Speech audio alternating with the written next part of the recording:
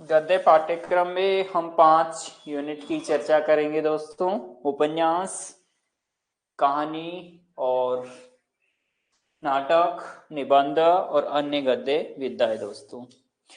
जिसमें से सबसे बड़ी बात यह है कि हिंदी कहानी और हिंदी नाटक और हिंदी निबंध को हम लाइन टू लाइन अध्ययन कर चुके हैं पहले दोस्तों।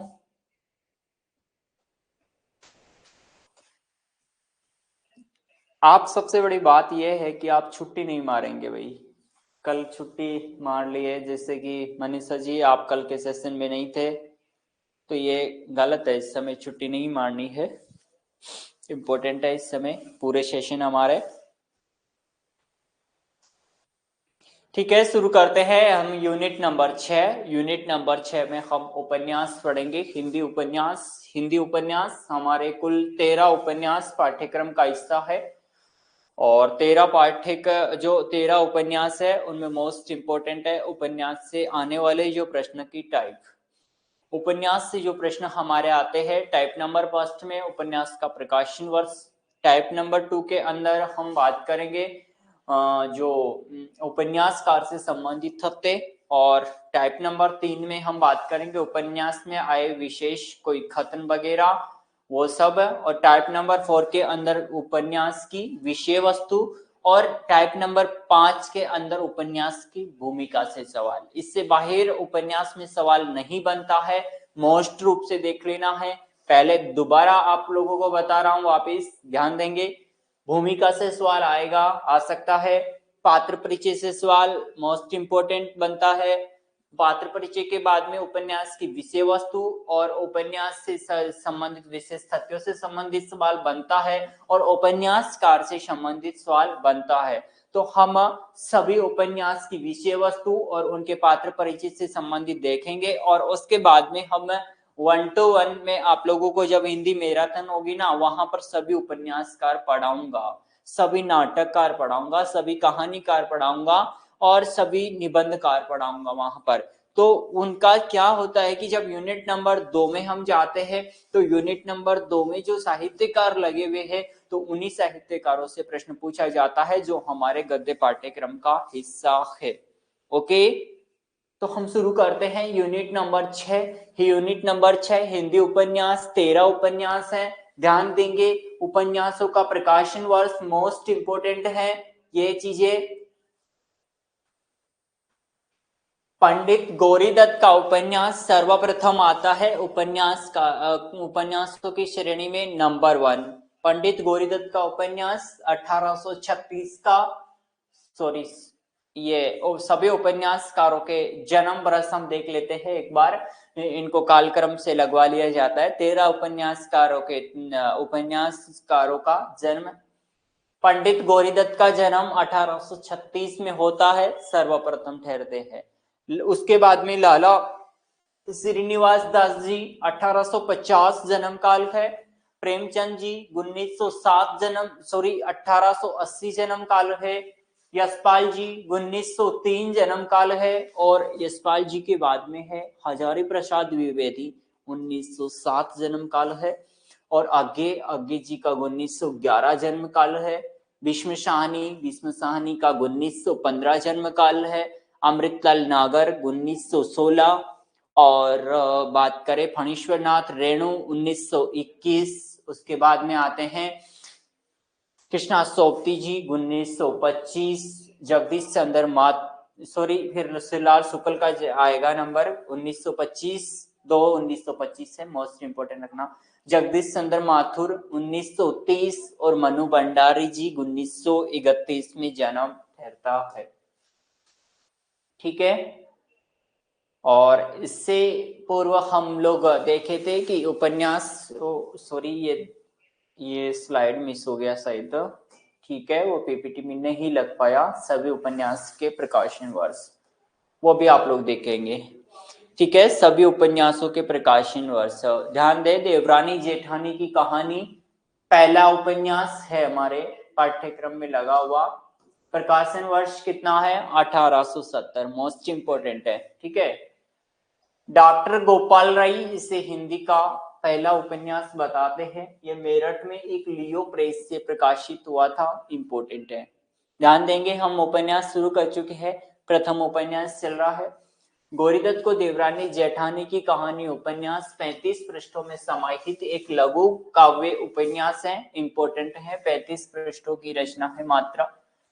हिंदी के प्रथम उपन्यास के मतभेद में यह उपन्यास भी गिना जाता है, जिसके लेखक पंडित गौरीदत्त शर्मा उपन्यास की भूमिका में ही इस उपन्यास के उद्देश्य और जरूरत को रेखांकित कर दिया गया है।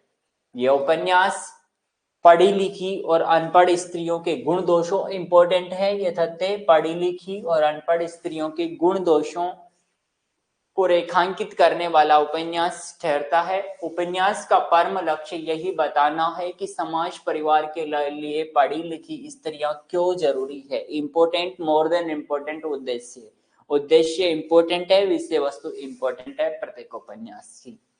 पंडित गौरीदत्त जी ने अपने इस कृति में स्पष्ट किया है कि वे इसका प्रणयन स्त्री शिक्षा के लिए कर रहे हैं। वे यह भी लिखते हैं कि मैंने इस कहानी को नए ढंग से, रंग ढंग से लिखा है, मोस्ट इंपॉर्टेंट है पंडित गौरीदत्त का वक्तव्य। मुझे निश्चय है कि दोनों स्त्री पुरुषों को इसे पढ़ करके अति प्रसन्न होंगे और बहुत लाभ उठाएंगे। इसमें बनिया परिवार की पृष्ठभूमि द्वारा कथा प्रस्तुत की गई है, यह भी इंपॉर्टेंट, आप लोग ध्यान रखेंगे। बनिया परिवार की पृष्ठभूमि का रेखांकन किया गया है। इसके बाद में है, इंपॉर्टेंट है पात्र। पात्रों में हम लोग देखेंगे कि जो पात्र है हमारे, इसमें मुख्य पात्र, पुरुष पात्र की जब हम बात करते हैं तो पुरुष पात्रों के अंदर लाला सर्वसुख का नाम सर्व प्रमुख है।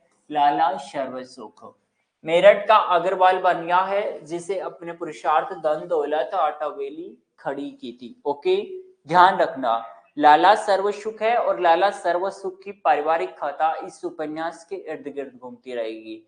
अब ध्यान देना, यहां से लाला सर्वसुख सबसे पहले आएगा। लाला सर्वसुख के दो बेटे रहेंगे, कौन? छोटे लाल और दौलत राम। दौलत राम बड़ा बेटा है और छोटे लाल छोटा बेटा है, इंपॉर्टेंट है दौलत राम। लाला सर्वसुख का बड़ा बेटा है, पिता के व्यवसाय में सहयोग करता है। मुलिया और कन्हैया दौलत राम की पुत्री और पुत्र है, इंपॉर्टेंट है दौलत राम। दौलत राम बड़ा बेटा है और उसकी जब पुत्र और पुत्रियों की हम बात करते हैं तो ध्यान देंगे, पुत्री है मुलिया और पुत्र है कन्हैया। परिवार आगे बढ़ रहा है ना। सबसे पहले लाला सर्वसुख ऊपर और उसके दो बेटे दौलत राम और छोटे लाल। दौलत राम के एक पुत्र और एक पुत्री है, पुत्री का नाम मुलिया है और पुत्र का नाम कन्हैया है। यहां तक क्लियर? ठीक है। अब बात करते हैं, छोटे लाल सर्वसुख का छोटा बेटा है और रेलवे दफ्तर में नौकरी भी करता है, ठीक है। नन्हे और मोहन छोटे लाल के क्रमशः है, दो बेटे ही है, नन्हे और मोहन, इंपॉर्टेंट है दोनों, फाइनल। दो बेटे सर्वसुख के हैं, दौलत राम और छोटे लाल। दौलत राम के एक बेटा और एक बेटी है, बेटी का नाम मुलिया है और बेटा का नाम कन्हैया है, ध्यान देंगे। और छोटे लाल के दो बेटे ही है, नन्हे और मोहन, इंपॉर्टेंट, ठीक है, क्लियर। अब हम बात करते हैं पत्नी, जो दौलत राम की पत्नी है वो कौन है? ज्ञानो। ज्ञानो अगर बड़े बेटे की बेटी है तो बड़ी जेठानी होती है, इसलिए ध्यान देंगे ज्ञानो जेठानी है, दौलत राम की पत्नी और घर की जेठानी बड़ी बहू। ये अनपढ़ और झगड़ालू प्रवृत्ति की है, ये ध्यान रखेंगे। अनपढ़ कौन है? ज्ञानो, नाम से तो ज्ञानो है परंतु वैसे अनपढ़ है। आनंदी, आनंदी की बात करें, छोटे लाल की पत्नी है, व्यवहार में कुशल है, विवेकशील स्त्री है। आनंदी सुशिक्षित है और गुणवान भी है, इंपॉर्टेंट है आनंदी, ठीक है। आनंदी और ज्ञानो बिल्कुल पूछे जा सकता है। पार्वती सर्वसुख की बड़ी बेटी है, इसकी शादी दिल्ली में हुई है पार्वती की। सुखदेही सर्वसुख की छोटी बेटी है, अर्थात हम कह सकते हैं कि सर्वसुख के दो बेटे और दो बेटियां थी। गौण पात्र में आप लोग ध्यान रखेंगे, शिवदयाल, बंशीधर, कबाल्डी, ज्ञानचंद्र, डूंगर, तहसीलदार, राम प्रसाद इंपॉर्टेंट पात्र है और गंगाराम इंपॉर्टेंट पात्र है, दोनों पात्र इंपॉर्टेंट है, गंगाराम और राम प्रसाद। भगवान देही, दिला पांडे, मिश्रानी, मुंशी टिकट नारायण और हर्षाही काबली, लाला दीनदयाल, किरपी बहुत अच्छा पात्र है, पूछा जाता है, ठीक है। और लाला बुलाकीदास और झल्लामल इंपॉर्टेंट पात्र है। लाला बुलाकीदास और झल्लामल इंपॉर्टेंट। ठीक है, कंटिन्यू। कथासार की बात करें तो इसमें कोई दो राय नहीं है कि इस उपन्यास के केंद्र में नारी को आधार बना करके पढ़े लिखे और अनपढ़ के बीच का अंतर स्पष्ट किया गया है। विषय वस्तु इंपॉर्टेंट है। लाला सर्वसुख के बड़े बेटे दौलत राम की पत्नी ज्ञानो और छोटे बेटे छोटे लाल की पत्नी आनंदी है। आनंद ज्ञानो अर्थात जेठानी बेपढ़ी स्त्री है। वह तनिक भी व्यवहार कुशल नहीं है। सास ससुर देवरानी सबसे उसकी खटपट लगी रहती है।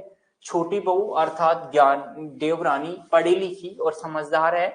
उसकी व्यवहार कुशलता से लाला सर्वसुख और उनकी पत्नी सहित पूरा परिवार संतुष्ट रहता है। देवरानी जेठानी उपन्यास अनेक सामाजिक कुरीतियों, बाह्यडंबरों और धार्मिक अंधविश्वासों आदि पर करारी चोट करेगा। आभूषण प्रियता, विवाह में फिजूल खर्च, झाड़ फूक आदि की चर्चा हो जाती है। अलगोजे की समस्या पर विचार विमर्श करता हुआ उपन्यास है। परिवार में वृद्ध की स्थिति क्या हो जाती है, एक वृद्ध की स्थिति परिवार में क्या हो जाती है, इस स्थिति को भी उजागर करता हुआ उपन्यास हमारे सामने ठहरता है। विशेष यह है उपन्यास समस्या के साथ समाधान भी प्रस्तुत करता है। द मोस्ट इंपोर्टेंट अभी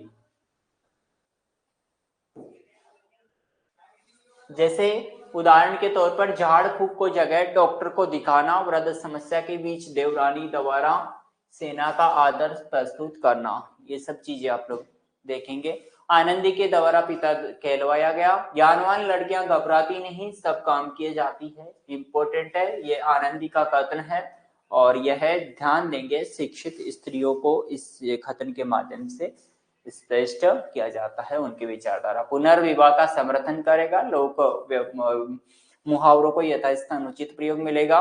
अब हम बात करते हैं इसके प्रमुख खतरों की। शीतला माँ की नाराज हो जाने के भय से लोग बच्चों को जैसे का टीका तक नहीं लगवाते थे। मेरठ में सर्वसुख नामक एक अग्रवाल बन गया था। ठीक है,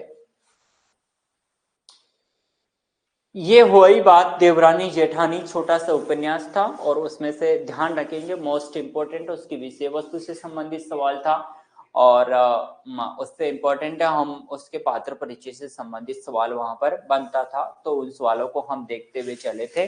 अब हम बात करते हैं आगे। उपन्यास है हमारा परीक्षा गुरु। द मोस्ट इंपोर्टेंट उपन्यास है भाई परीक्षा गुरु।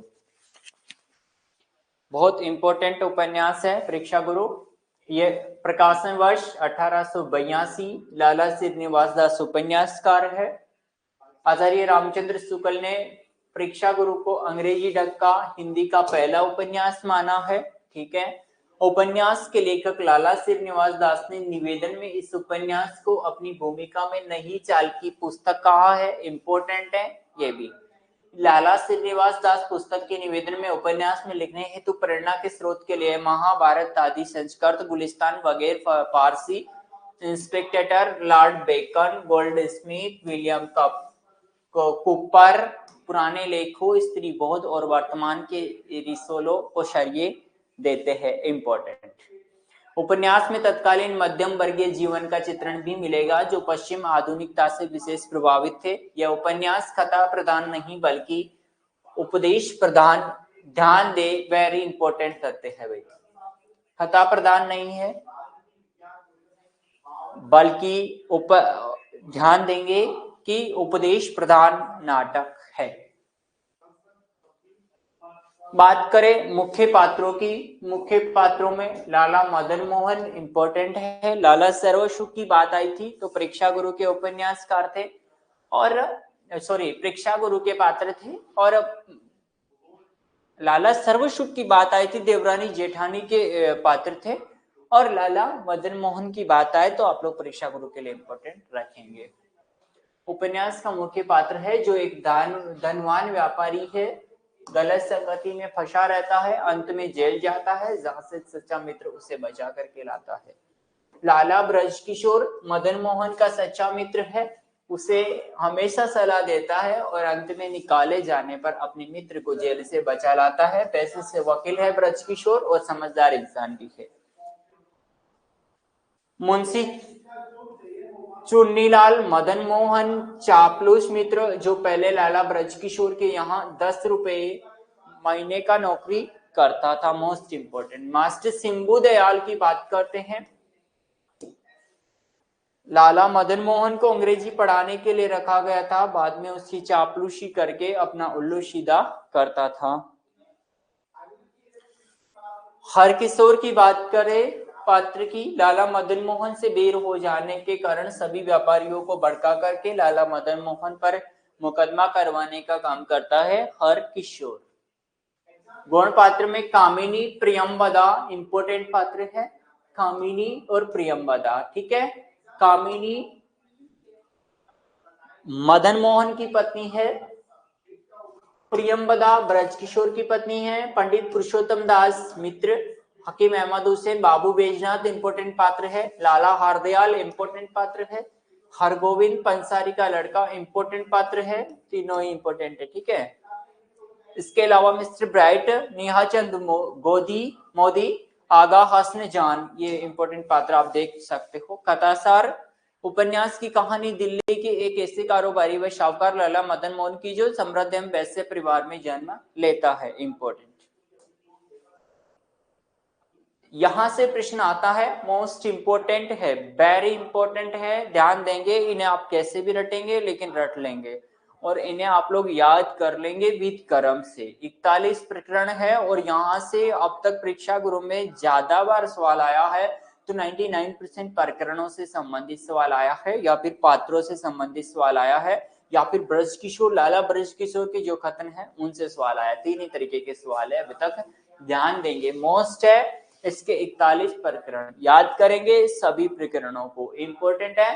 पहला है सौदागर की दुकान, अकाल में अधिक मास, ध्यान देंगे, बिल्कुल बिल्कुल ध्यान से, बिल्कुल इंपॉर्टेंट है, इसलिए बिल्कुल आप लोग 100% ध्यान से देखेंगे। मैं आपको लोगों को ट्रिक बता रहा हूं, कभी नहीं भूलेंगे, ठीक है।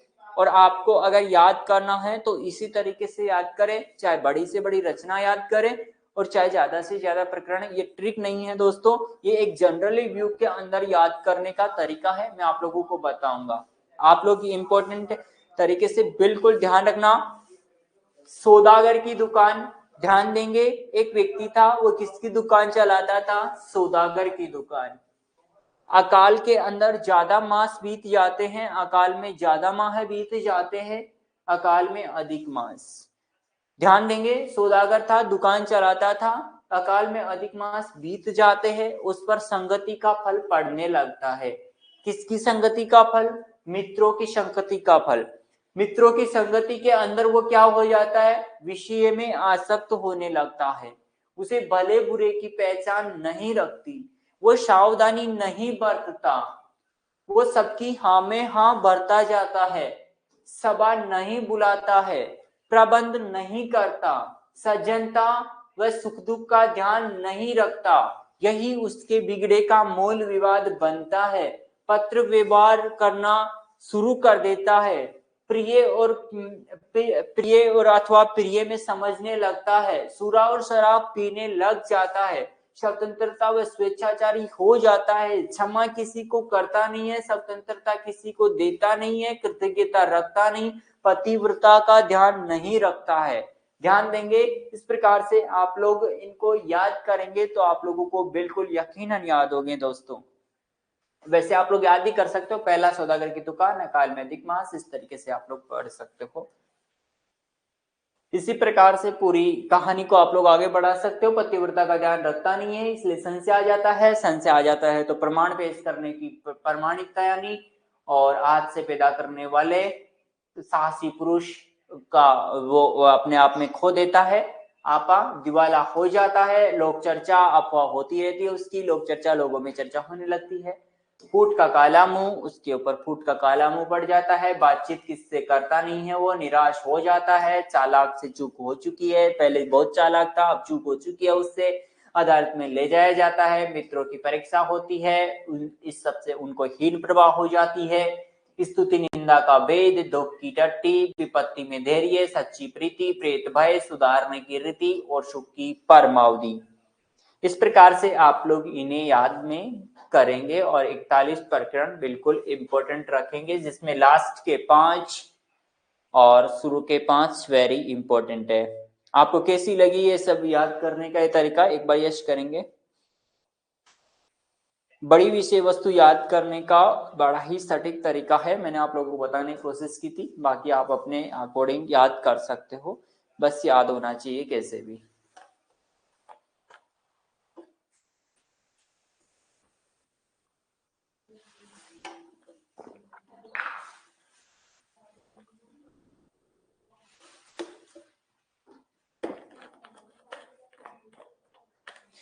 याद करवाने का तरीका कैसा लगा भाई? प्रकरण याद हुए कि नहीं हुए? कुछ तो 3-4 भी याद नहीं हुए क्या?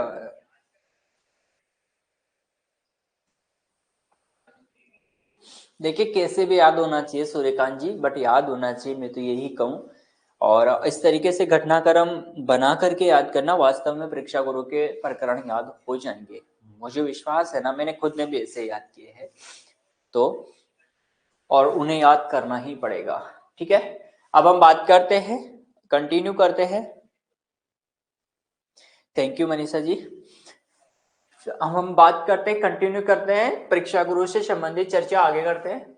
उपन्यास में प्रतीकात्मक ईस्ट इंडिया कंपनी द्वारा भारत के, ध्यान देंगे ईस्ट इंडिया कंपनी के ऊपर, और ईस्ट इंडिया कंपनी की जो कार्यशैली है उस पर कहीं ना कहीं पे व्यंग्य किया गया है।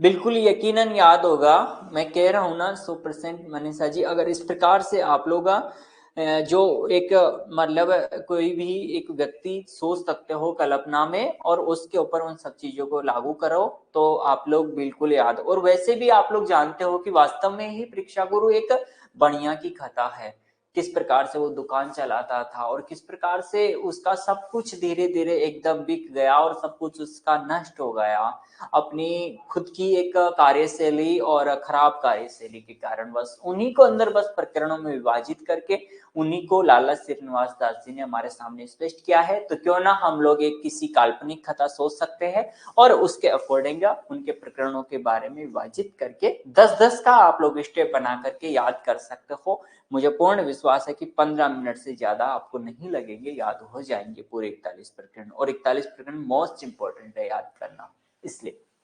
ठीक है, कंटिन्यू करते हैं। ईस्ट इंडिया कंपनी का प्रतीकात्मक जो बिल्कुल इस पर व्यंग्य किया गया है श्रीनिवास दास द्वारा। इस उपन्यास में हर प्रकरण की शुरुआत संस्कृत, ब्रज, फारसी आदि भाषा के साथ साथ इंग्लैंड, यूनान आदि के प्रमुख विद्वानों के विचारों का पद्यानुवाद होता है। उपन्यास दिल्ली के आसपास की बोलचाल की भाषा में लिखा गया है, राइट बात है, क्योंकि जब दिल्ली के बनिया की कथा है तो ठीक आसपास की भाषा यूज होगी। उपन्यास में आए पद्यों की भाषा ब्रज है तो गद्य की भाषा खड़ी बोली है, मोस्ट इंपोर्टेंट तथ्य है, याद रखेंगे आप लोग। क्योंकि लाला श्रीनिवास दास जी भारतेंदुकालीन साहित्यकार है, भारतेंदुकालीन साहित्यकारों की सबसे बड़ी विशेषता यही है कि उनके पद्यों की भाषा ब्रज जाएगी, गद्य की भाषा खड़ी बोली जाएगी, इंपॉर्टेंट है। उपन्यास में तत्कालीन समाज में व्याप्त है शिक्षा, लोग प्रपंच, दिखावे और की दयनीय स्थिति, समस्या आदि पर प्रकाश डाला गया है, इंपॉर्टेंट। अब हम प्रमुख पंक्तियां देखते हैं। अपनी भाषा में ये नई चाल की पुस्तक होगी, यह भूमिका से है। बाकी में भूमिका आप लोगों को एक पीपीटी के रूप में सभी उपन्यास होगी जिनकी भूमिका मिलती है उनकी एक पीपीटी के रूप में मैं डलवा दूंगा ऐप के अंदर, तो आप भूमिका पढ़ लेना, एक बार भूमिका जरूर पढ़नी है। ये भूमिका से पंक्ति है और ये पूछी गई है पहले, अपनी भाषा में नई चाल की पुस्तक होगी। यह सच है कि नई चाल की चीज देखने का सबका जी ललचाता है, परंतु पुरानी रीति के मन में समाये रहने और नई रीति का मन लगा करके समझने में थोड़ी मेहनत होने से पहले पहले पढ़ने का जी कुछ ललचाने उलझने लगता है और मन उछट जाता है। भलायत की सब उन्नति का मूल लॉर्ड बेकन की यह नीति है, इंपॉर्टेंट है लॉर्ड बेकन की नीति का। केवल विचार ही विचार में मकड़ी के जाल में न बनाओ, आप परीक्षा करके हर एक पदार्थ का स्वभाव जानो, मिस्टर ब्राइट का कथन है, इंपॉर्टेंट। इसके बाद में वेरी इंपॉर्टेंट है ये लाला ब्रजकिशोर का वक्तव्य, और ये पूछा जा चुका पहले। परोपकार की वाला पंक्ति, परोपकार की इच्छा ही अत्यंत उपकारी है, परंतु हद से आगे बढ़ने पर वह भी फिजूल खर्ची समझी जाएगी। और अपने कुटुंब परिवार आदि का सुख नष्ट हो जाएगा। आलसी अथवा अधर्मियों की सहायता की तो उससे संसार में आलस्य और पाप की वृद्धि होगी। इस तरह को पात्र भक्ति होने से लोक परलोक दोनों नष्ट हो जाएंगे। न्याय प्रथा यद्यपि सब रतियों को समान रखने वाली है, परंतु इसकी अधिकता से भी मनुष्य के स्वभाव में मिलनसारी नहीं रहती, क्षमा नहीं रहती। इंपॉर्टेंट है परोपकार वाली पंक्ति लाला ब्रज किशोर की, ठीक है। और इसके बाद में ये पंक्ति इंपॉर्टेंट है, हिंदुस्तान की भूमि में ईश्वर की कृपा से उन्नति करने के लायक शब्द सामान बहुत ऐसे मौजूद है, केवल नदियों की पानी ही से बहुत तरह की कले चल सकती है, परंतु हाथ हिलाए बिना अपने आप में ग्रास के मुख में नहीं, नई युक्तियों का उपयोग किए बिना काम नहीं चलता। इंपॉर्टेंट। और मास्टर सिंबू दयाल की पंक्ति भी इंपॉर्टेंट हो जाएगी, दंड के प्रयोजन वाली। दंड का प्रयोजन किसी अपराधी से बदला लेने का नहीं, बल्कि आगे के लिए अपराधों से लोगों को बचाने का है। इंपॉर्टेंट है, आज की यथार्थवादी सत्य पर ठहरती है। लाला ब्रज किशोर की इंपॉर्टेंट पंक्ति, आदमी की पहचान जाहिरी बातों से नहीं होती, उसके बर्ताव से होती है। इंपॉर्टेंट पंक्ति है, ठीक है। मनुष्य को जलन उसके मौके पर हुआ करती है जब वह उस लायक न हो, परंतु तुम जो बड़े परिश्रम से मिली है वह ईश्वर की कृपा से मुझको बेमेहनत मिल रही है, फिर मुझको जलन क्यों हो। तुम्हारी तरह खुशामद करके मदन मोहन से मेल किया जाता है, मैं सहज कर लेता हूँ, परंतु मैंने अपने आप यह चाल पसंद न की तो अपनी इच्छा से छोड़ी हुई बातों के लिए मुझ पर जलन क्यों हो। ये पंक्ति ध्यान रखना, ऊंचे पदों वाली ये पंक्ति लाला ब्रज किशोर की है। मैंने आप लोगों को पहले बताया है कि ब्रज किशोर की पंक्तियां मोस्ट टेस्ट में पूछी भी गई है पहले। एक प्रमाणिक मनुष्य परमेश्वर की सर्वोत्कृष्ट रचना है, मनुष्य के मन के विचार न सुधरे तो पढ़े लिखने से क्या लाभ। लाला ब्रज किशोर की इंपोर्टेंट पंक्ति है और आज की यथार्थवादी सत्य पर आधारित है कि अगर मनुष्य अपने विचारों से ही एक विकसित नहीं हुआ तो उसकी पढ़ाई लिखाई का कोई मतलब नहीं रह जाता। ये ब्रज किशोर की पंक्ति है। और लाला ब्रज किशोर इस परीक्षा गुरु उपन्यास में पूरे के पूरे दार्शनिकता के पुट और आज के यथार्थवादी संसार की सच्चाई से संबंधित कथन आप लोगों को कहेंगे, इसलिए मोस्ट इंपोर्टेंट है ब्रज किशोर के वक्तव्य। ध्यान दें, अब हम चर्चा करेंगे गोदान उपन्यास के ऊपर। ध्यान दें दोस्तों, उपन्यास की चर्चा हम बात करें उपन्यास के संदर्भ में तो दो उपन्यास हम पढ़ चुके हैं, देवरानी जेठानी और प्रेक्षा गुरु। उपन्यास के बारे में दोस्तों मैं इतना ही आप लोगों से कहूंगा कि उपन्यास बड़ा विषय वस्तु है अपने आप में। जितना शॉर्ट करोगे, जितना स्वीट करोगे और जितना आप लोग स्मार्ट पद्धति पर काम करोगे उपन्यास वाली यूनिट में, उतना आप लोगों को बेहतर रिजल्ट्स मिलने के चांसेस रहेंगे। तो मैंने आप लोगों को बताए 5 प्रकार के प्रश्न आप लोग टाइप 5 बना करके उनका मुख्य आप लोग अपने दिमाग में रखना और उन्हीं के इर्द गिर्द उपन्यास की विषय वस्तु को बांटने का प्रयास करना। अन्यथा आप लोग जानते हो एक विषय वस्तु अपार है, 300 से 400 पेज की रचना है उपन्यास की, कोई सा उपन्यास उठा करके देख लो, वो कभी भी याद नहीं होने वाली है। इसलिए बहुत मोस्ट हो जाता है मुख्य बिंदुओं का अध्ययन करना, पात्र परिचय का ढंग से रिवीजन करना, प्रकाशन वर्ष को और कालक्रम के अनुसार उपन्यासकारों को मैच करना, उपन्यास में से विशेष तथ्य निकालना और उनका बार बार रिवीजन करना। ये बहुत मोस्ट चीज है उपन्यास वाले यूनिट में। मैं पुनः बहुत जोर डाल रहा हूँ, इस बात पर ध्यान देना आप लोग। बात करें गोदान उपन्यास की। अब गोदान उपन्यास प्रेमचंद द्वारा रचित है। प्रेमचंद को अपने एक उपन्यासकार और एक कहानीकार के तौर पर, एक सशक्त गद्यकार के तौर पर देखते हैं हिंदी साहित्य में।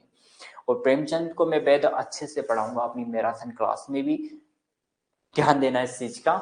और पढ़ के जाना ही पड़ेगा क्योंकि एक प्रेमचंद के साहित्य से संबंधित सवाल आएगा, ये कन्फर्म है, क्योंकि गद्य साहित्य में बहुत बड़ा योगदान है प्रेमचंद जी का। 1936 प्रकाशन वर्ष है गोदान का, इंपॉर्टेंट है। प्रेमचंद का अंतिम पूर्ण उपन्यास गोदान, इंपॉर्टेंट, हिंदी के महानतम उपन्यासों में गिना जाएगा। प्रेमचंद ने किसी एक समस्या को उठाने के बजाय तत्कालीन भारतीय समाज की लगभग हर समस्या को उकेरने का प्रयास किया है गोदान में।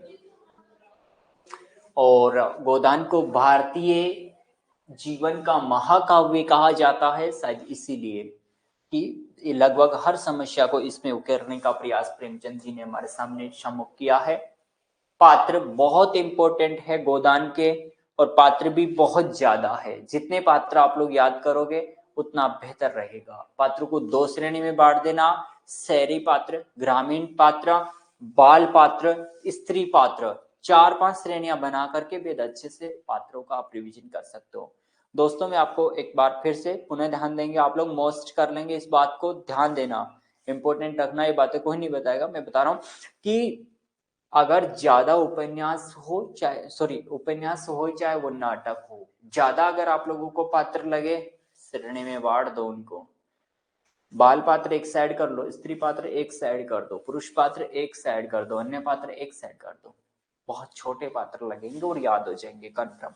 ठीक है, गोदान में वही तरीका काम में लेना है। सबसे पहले ग्रामीण पात्रों की बात कर देंगे। ग्रामीण पात्रों में होरी ही मुखिया पात्र आ जाएंगे। होरी की पत्नी कौन है? धनिया।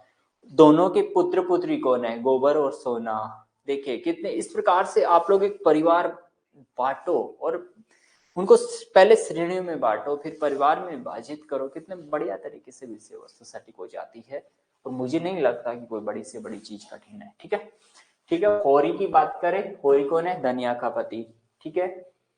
भोला से उसकी सगाई, दूसरा विवाह कराने का वादा कौन करता है? होरी करता है। और 80 रुपए की गाय किससे मिलती है? होरी को मिलती है। ये आप कथाक्रम में ध्यान रखेंगे। बेलारी गांव और सेमरी गांव, दो गांव का जिक्र गोदान में होगा। ठीक है, बेलारी का होरी है, ये आप लोग पहले पूछा जा चुका है, इसलिए होरी का गांव ध्यान रखेंगे बेलारी। गाय की लालसा का सबसे बड़ा शौकन है होरी के। दो भाई है उसके, हीरा और शोभा।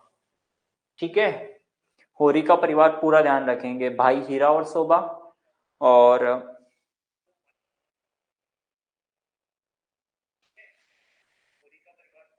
गोदान के विरोध में एक दलित आलोचक सुवरदान लिखे हैं। देखिए इन चीजों का वास्ता नहीं है शायद मेरे अकॉर्डिंग, यहाँ पर ये विषय वस्तु से थोड़ा सा बाहर चला जाएगा अभी, और मैं इसका कंफर्म भी नहीं कर सकता कि क्या विरोध में लिखा गया और क्या पक्ष में लिखा गया, ये सब चीजें। ठीक है सूर्यकांत जी, अब कंटिन्यू करेंगे। होरी की बात करें, दो भाई है, हीरा और शोभा। पाल पोस करके बड़ा किया, बाद में अलगोजा। होरी की कृषक प्रकृति झगड़े से भागती थी। एक समय होरी ने महाजनी की थी। फसली बुखार से पीड़ित कौन था? होरी था। 3 बीघे का काश्तकार होरी था। धनिया का पति कौन था? होरी था। 6 संतानें होती है इनके, 3 जीवित है, गोबर, सोना, रूपा। इंपॉर्टेंट है गोबर, सोना और रूपा, क्योंकि गोबर, सोना, रूपा तीनों के भी परिवार फिर आगे बढ़ेंगे, इसलिए होरी का परिवार शुरू से आगे बढ़ रहा है, इंपॉर्टेंट रखेंगे। और आप लोग इंपॉर्टेंट करेंगे 36 साल किसी की उम्र आती है तो वो धनिया की आती है, उपन्यास के आरंभ में पूछी जा सकती है आपसे। इसके बाद में गोबर होरी व धनिया का बेटा है। ठीक है, पहले बताया मैंने। 16 साल इसकी एक जगह उम्र आती है, ध्यान रखेंगे। सांवला, लंबा, इकट्ठा युवक है, और काम में रुचि नहीं रखता, आलसी प्रवृत्ति का है, मृदु पर असंतोष और विद्रोह रखता है। धनिया से संबंध बनाता है जिससे धनिया गर्भवती हो जाती है, ध्यान रखेंगे चीजें। और लखनऊ में पहले अपना खोचा, बाद में अपना मिल की नौकरी करता है। लखनऊ का ध्यान रखेंगे, कहाँ पर मिल नौकरी, मिल की हड़ताल, गंभीर रूप से घायल, बाद में मालती के यहाँ माली की नौकरी करता है। कौन? गोबर के बारे में है ये सब चीजें।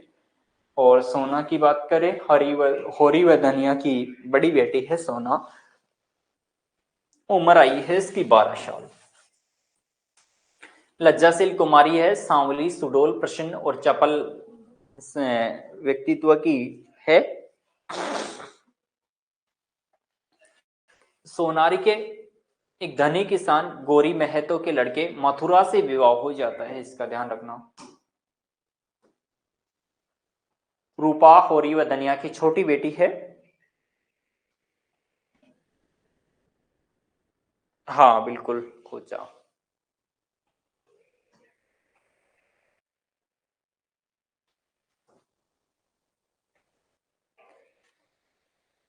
8 साल उपन्यास के आरंभ में आगे एक जगह 5-6 वर्ष भी उम्र आती है इसकी। बहुत ही ठीक और रोनी किस्म की है रूपा। राम सेवक महतो से विवाह होता है। ये ध्यान रखना किससे किसका विवाह होता है, बड़ी बेटी का मथुरा से और छोटी बेटी का राम सेवक महतो से। जुनिया बोला की बेटी है, बाल विधवा है, ऐसा प्रेम चाहती थी जिसके लिए वह जिए और जिस पर वह अपने आप को समर्पित कर दे। ये इंपॉर्टेंट है, पहले पूछा जा चुका है। 2 बेटे हैं, चुन्नू मर जाता है और मगर जिंदा रहता है। दाता दीन गांव में पशु चिकित्सा के आचार्य, दाता दीन ध्यान रखेंगे आप लोग, ठीक है। होरी ने आलू बोने के लिए 50 रुपये उधार लिए थे, किससे, दाता दीन से। किससे कितने रुपए उधार लिए, ये भी आप लोग ध्यान रखना। होरी ने 50 रुपए दाता दीन से उधार लिए थे, इसके अलावा दुलारी सवाइन से उधार लिए थे और बाकी किससे कितने उधार लिए थे, लगभग 4 लोगों से होरी ने पैसे उधार लिए, वो ध्यान रखना आप लोग, एक बार मैं बता दूंगा। गांव के नारद कौन थे, दाता दीन, और होरी के पास बैल न बेचने पर आधी हिस्सेदारी के साथ थे, उसे खेत में बुआई का प्रबंध करता है, कौन, दाता दीन। माता दीन दाता दीन का पुत्र है और सिलिया चमारिन से संबंध बनाता है और उसी को ग्रामीण लोग जुनिया को प्रेम पास में फंसाने का जो प्रयत्न करता है वो कौन करता है, माता दीन, ठीक है। अब ये आ गया दुलारी सवाइन से, देखो 40 रुपए ले रहा है दुलारी सवाइन, जो कि दुकान के नमक तेल की दुकान चलाती है गांव में और इससे 40 रुपए होरी उधार लिया था, ठीक है। अब इसके अलावा गौण पात्र भी है, मंगरू साहू। होरी ने भेल के लिए 60 रुपये उधार मंगरू साहू से सबसे ज्यादा रुपए लेता है। इसके अलावा दाता दिन से 50 रुपये और सवाइन से 40 रुपये लिया था, ठीक है। ये आप लोग ध्यान रखना। अब गांव का सबसे धनी आदमी कौन है, मंगरू साहू। पटेश्वरी लाल पटवारी है, पुण्यात्मा नाम से मशहूर भी है। जिंगूरी सिंह गांव के सबसे बड़े महाजन है। पंडित नौखेराम राय साहब का कारकुन है और होरी से लगान के पैसे से लेकर के इनकार कर देता है नौखेराम। भोला होरी के गांव से मिले हुए पूरे का गवाल है। भोला दूध मक्खन का व्यवसाय करता है। पहली स्त्री की लू लग जाने से मृत्यु हो गई थी भोला की, दोबारा शादी करवाने की बात कहता है होरी को, ठीक है। 3 संतानें, कामता बड़ा लड़का, जंगी छोटी लड़का और झुनियो, ध्यान रखना ये होरी की भोला की 3 संतानें हैं, ठीक है। नोहरी विधवा है, भोला से दूसरा विवाह करने वाली नोहरी, इंपोर्टेंट। विवाह किससे होता है, हीरा होरी का भाई है। हीरा गाय को जहर देकर के घर से फरार होता है। गाय को जहर किसने दिया, हीरा ने दिया, इंपोर्टेंट है। पुनिया की बात करें, हीरा की पत्नी पुनिया है, बांस काटने को लेकर के बंस और चौधरी से लड़ती है। सोबा होरी का भाई है, अंत में सारी जमीन जायदाद बिक जाती है सोबा की। दमड़ी बंसोर बांस के सौदे में होरी से मिली बगत फिर धोखा देता है। दारोगा होरी की गाय के मरने पर तहकीकात के लिए आता है दारोगा और हीरा के घर की तलाशी लाने के बहाने होरी से रुपये चाहता है, पर धनिया का आक्रोश इसे असफल कर देता है। तो ये आप लोग ध्यान रखेंगे इसके। और अब बात करें शहरी पात्रों की।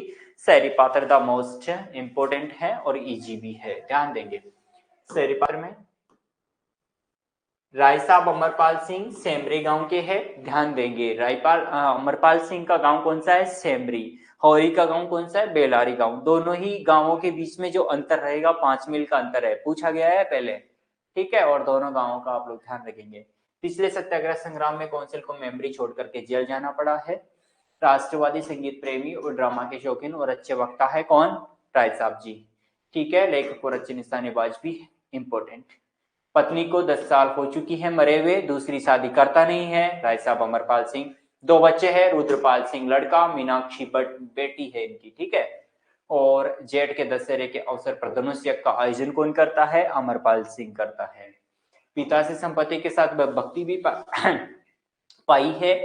परिवार बहुत विशाल था, सभी पैतृक रियासत पर आश्रित थे। मेहता, तंखा, खन्ना और ओकारनाथ राय साहब के सहपाठी है, ध्यान रखेंगे आप लोग। इसके अलावा डॉक्टर बी मेहता का ध्यान रखेंगे, शहरी पात्रों में इंपोर्टेंट है। यूनिवर्सिटी में दर्शन शास्त्र के अध्यापक है, विषय ध्यान रखेंगे दर्शन शास्त्र, फिलोसफी, ठीक है। धनुष्य के कार्यक्रम में पठान का रूप धारण करके आतंकित किया करते हैं। विमेंस लीग में भाषण देते हैं मेहता जी। फ्रांस की अकादमी में इनकी रचना को शताब्दी से सबसे उत्तम कृति कहा है, इंपोर्टेंट है ये भी। आत्मसेवा से बड़ा उनकी नजर में कोई दूसरा अपराध नहीं था, मेहता के बारे में है। ग्रह गृहस्थी के मामलों में अनाड़ी थे। मिस्टर मालती और मिस्टर मेहता, इंपॉर्टेंट है। मेहता जी कौन थे? दर्शन शास्त्र के अध्यापक थे। मालती कौन थी? डॉक्टर की पढ़ाई करी हुई थी और इंग्लैंड में डॉक्टरी की पढ़ाई। ठीक है, नवयुग की साक्षी प्रतिमा थी। ध्यान देंगे, नवयुग के जो विचार रखेगी मिस्टर मालती रखेगी अपने अकॉर्डिंग। जीजा का संकोच का अभाव है, हाजिर जवाब है। पुरुषोत्तम मनोविज्ञान का अच्छी जानकार, आमोद प्रमोद को जीवन का तत्व समझने वाली, लुपाने और रिझाने में कला में निपुण है। ठीक है, राय साहब के यहाँ धनुष के कार्यक्रम में ओकारनाथ को शराब पिलाने के साथ स्वीकार है, जीत भी जाती है। तर्क, शिकार के दौरान मेहता से बातें करते हुए मालती उसको आकर्षित होती है। मालती के बारे में है, किस प्रकार से मेहता और मालती का प्रेम चलता है वो भी इसमें ध्यान रखेगा। एक तरफ आप लोगों ने देखा था कि गोबर और जुनिया का प्रेम चला था, और एक तरफ शायरी के अंदर मालती और मेहता का प्रेम भी देखने को मिला था। ठीक है, पिता मिस्टर कोल है, दो छोटी बहनें हैं, सरोज और वरदा। सरोज इंपॉर्टेंट पात्र है, ध्यान रखना भाई। विमेंस लीग की संस्थापक कौन है? सरोज।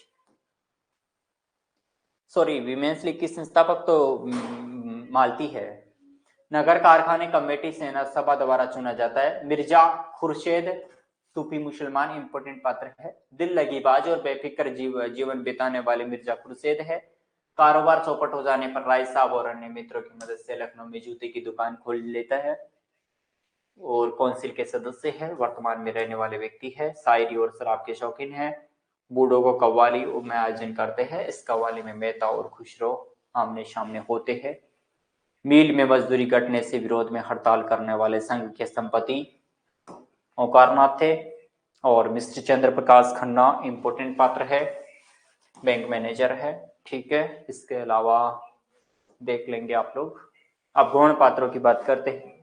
ओकारनाथ बिजली के संपादक है। ठीक है, ओकारनाथ। और मिस्टर श्याम बिहारी तनका इंपोर्टेंट पात्र है।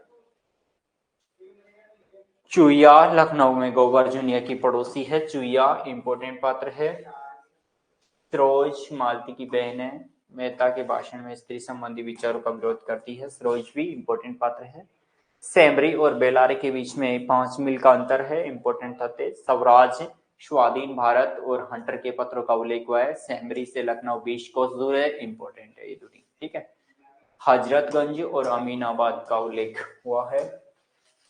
ठीक है, इसके बाद में शेमरी और बेलारी दोनों अवध प्रांत के गांव है। दोनों में 5 मील का अंतर है, ध्यान रखेंगे। होरी बेलारी में रहता है। राय साहब अमरपाल सिंह के सेमरी में रहते हैं। संपत्ति और शहरीदता में बैर है। हम भी दान देते हैं, धर्म करते हैं, लेकिन जानते हो क्यों? केवल अपने बराबर वालों को नीचा दिखाने के लिए। हमारा दान और कर्म को अहंकार है, विशुद्ध अहंकार। हम में से किसी पर डिग्री हो जाए तो वो कुर्की आ जाए, बकाया माल गुजारी की इज्जत में हवाला तो जाए किसी को। ये ध्यान रखना आप लोग। थोड़ा सा ये कथन है, गोदान उपन्यास से लिया हुआ ही है। इसके बाद में राय साहब होरी का ही वो कथन था, और राय साहब होरी का ये कथन है, मानो सारे संसार की संपदा मिल गई और मिलेंगे तो इतने प्रेम से जैसे वे अपने पसीने की जगह खून बहाने को तैयार हो। इंपोर्टेंट है ये पसीने और खून वाली पंक्ति, ये राय साहब की है। और इसके आगे ये भी पंक्ति राय साहब की है, मेरे दुख को दुख समझने वाला कोई नहीं, उनकी नजरों में मुझे दुखी होने का कोई अधिकार ही नहीं है। मैं रोता हूँ तो दुख की हंसी उड़ाता हूँ, मैं अगर बीमार होता हूँ तो मुझे सुख होता है, मैं अगर अपने ब्याह करके कलह नहीं बढ़ाता तो ये मेरी नीच स्वार्थपरता है, अगर ब्याह कर लो तो ये विलासिता होगी, अगर शराब नहीं पिया तो मेरी कंजूसी है। ये भी राय साहब का कथन है, इंपोर्टेंट है। इसके अलावा ये भी राय साहब का कथन है, गरीबों में अगर ईर्ष्या का बेर है तो स्वार्थ के लिए या पेट के लिए। ऐसी ईर्ष्या और वेर को मैं समझता हूँ, हमारे मुंह रोटी और कोई छीन ले तो उसके गले में उंगली डालकर निकालना हमारा धर्म हो जाता है। इंपोर्टेंट है ये कथन भी। इसके बाद में ये कथन आप लोग देखेंगे, ये कथन इंपोर्टेंट है। जीत करके अपनी शौरबाजियों पर डिंग मार सकते हैं, जीत में सब कुछ माप है, हार की लज्जा तो पी जाने की वस्तु है। गोदान उपन्यास से लिया हुआ इंपोर्टेंट वक्तव्य है। दूध का माया जाल बड़ी बड़ी मछलियों को फंसाता है, छोटी मछलियों को तो उसमें फंसती ही नहीं, तुरंत निकल जाती है। उनके लिए वह घातक जाल कीड़ा कोड़ा की वस्तु है, बेकार नहीं। इंपोर्टेंट पंक्ति है। इसके अलावा जान देने का अर्थ साथ रह करके निभा करना, एक बार हाथ पकड़ करके उम्र भर निभा करते जाना, चाहे दुनिया में कुछ कहे, चाहे माँ बाप, चाहे भाई भाई बंद, घर द्वार सब कुछ छोड़ना पड़े। ये खतन है गोबर से। किसका?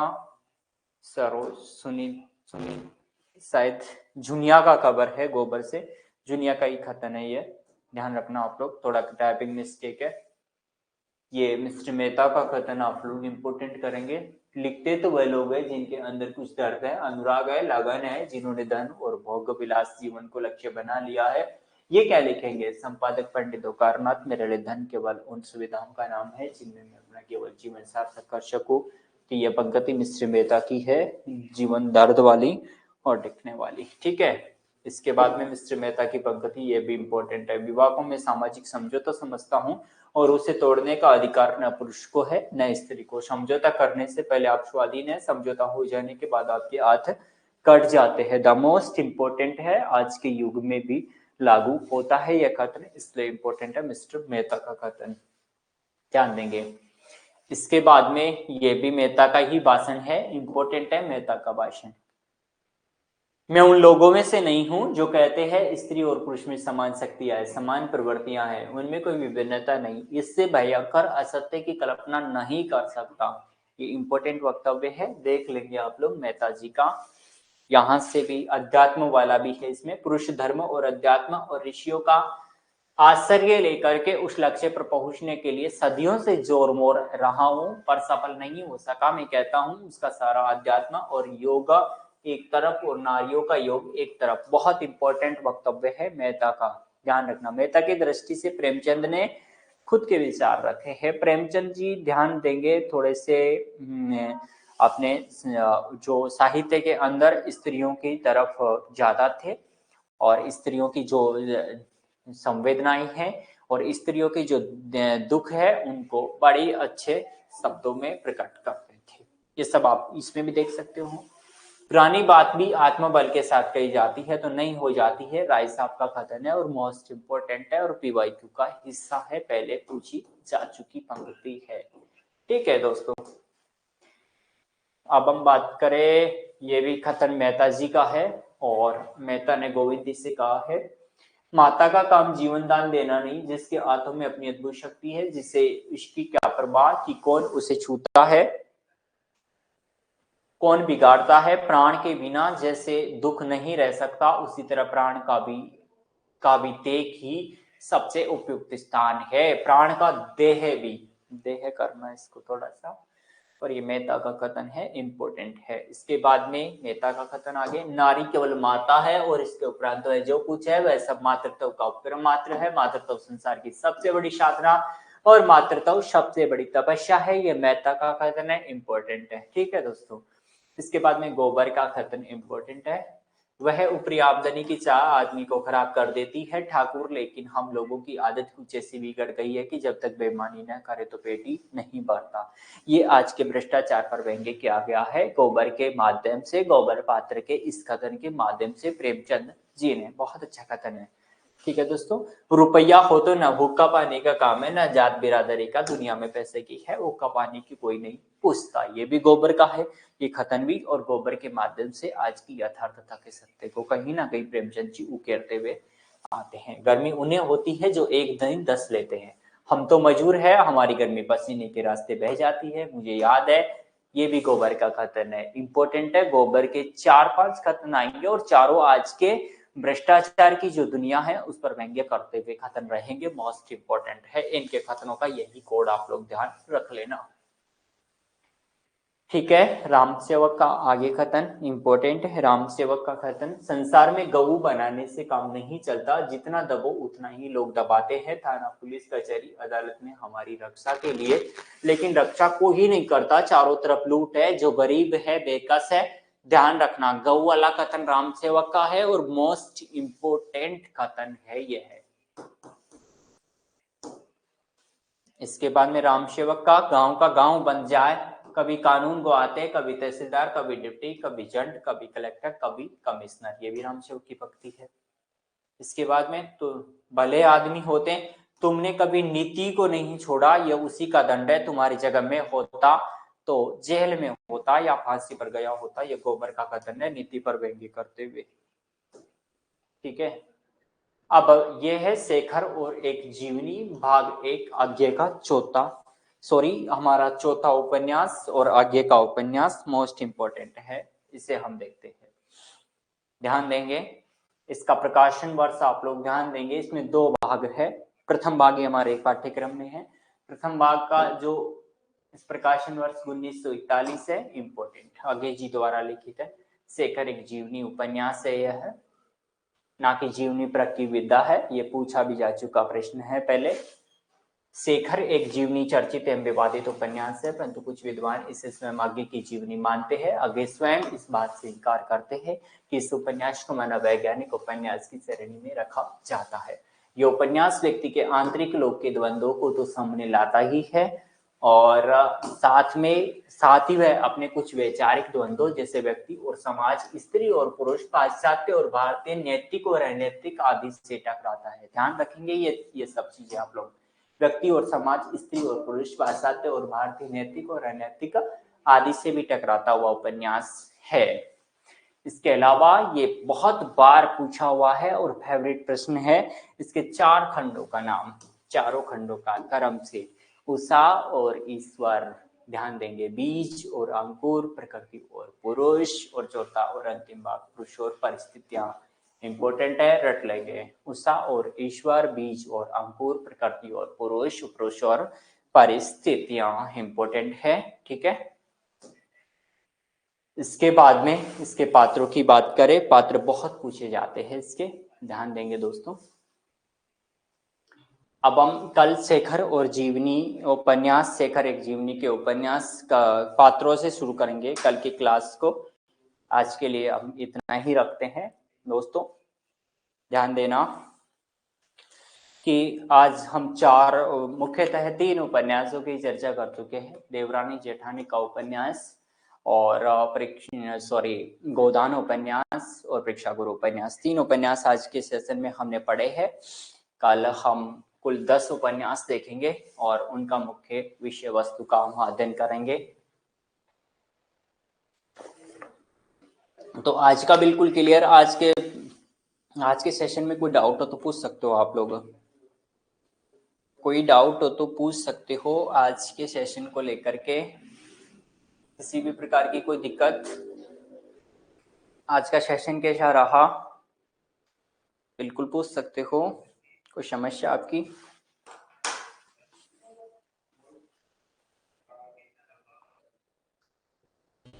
देखिए, अगर कोई समस्या आ रही हो और उपन्यास हमारा यूनिट चल रहा है, उपन्यास यूनिट में भी अगर कोई दिक्कत हो तो पूछ सकते हैं।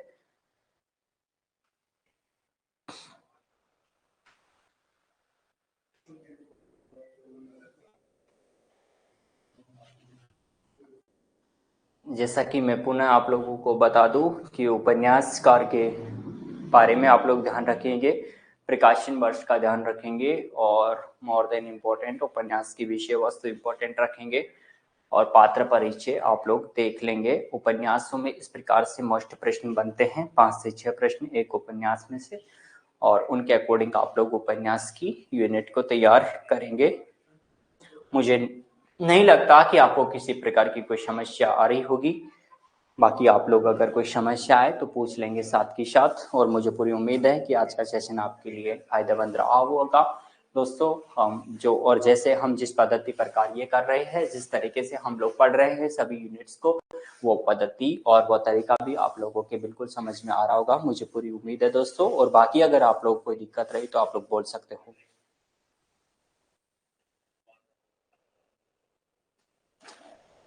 सूर्यकांत जी, उपन्यास के MCQ ऐप में अपलोड है, वो नहीं है तो करवा दिए जाएंगे बिल्कुल, बल्कि हम साथ के साथ MCQ नहीं करवा सकते। आपको भी पता है कि किस प्रकार से हम लोग 2 सेशन रख रहे हैं और कितनी बड़ी विषय वस्तु है। MCQ इज द इम्पॉसिबल, असंभव है क्लास में MCQ करवाना। हम पहले जब लाइन टू लाइन पढ़ते थे रचनाओं को, तब भी हम MCQ नहीं करते थे, MCQ नहीं कर सकते। सूर्यकांत जी बहुत बड़ा सिलेबस है, आप जानते हो नेट का पाठ्यक्रम का एमसीक्यू हम ऐप में ही डालेंगे और मेरे खुद ने एमसीक्यू तैयार किए हैं, ऐप में डल जाएंगे, नहीं डले तो डाल दिए जाएंगे। ठीक है, और कोई समस्या हो तो बता सकते हो, और कोई समस्या हो तो बताइए किसी प्रकार की। ठीक है, और कल हम इसी उपन्यास से शुरू करेंगे, हमारा चौथा उपन्यास है, वहां से हम कल की विषय वस्तु को शुरू कर देंगे। बाकी और कोई समस्या हो तो बता सकते हो आप लोग। हमारे पास 2 मिनट है आज के सेशन के।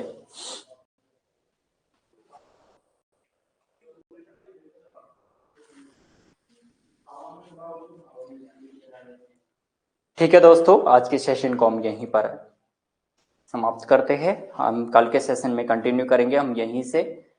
All the guys, thank you so much, आज के लिए इतना ही। स्वस्थ रहिए, मस्त रहिए।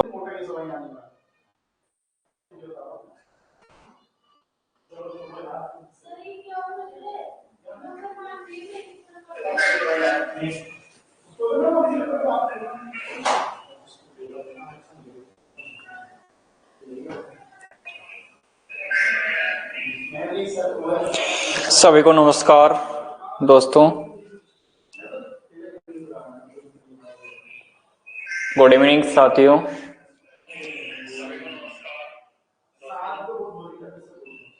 गुड इवनिंग साथियों, वॉइस वीडियो पीपीटी क्लियर करेंगे एक बार, वॉइस वीडियो पीपीटी क्लियर कर देंगे ताकि सेशन हम कंटिन्यू कर सके हमारा।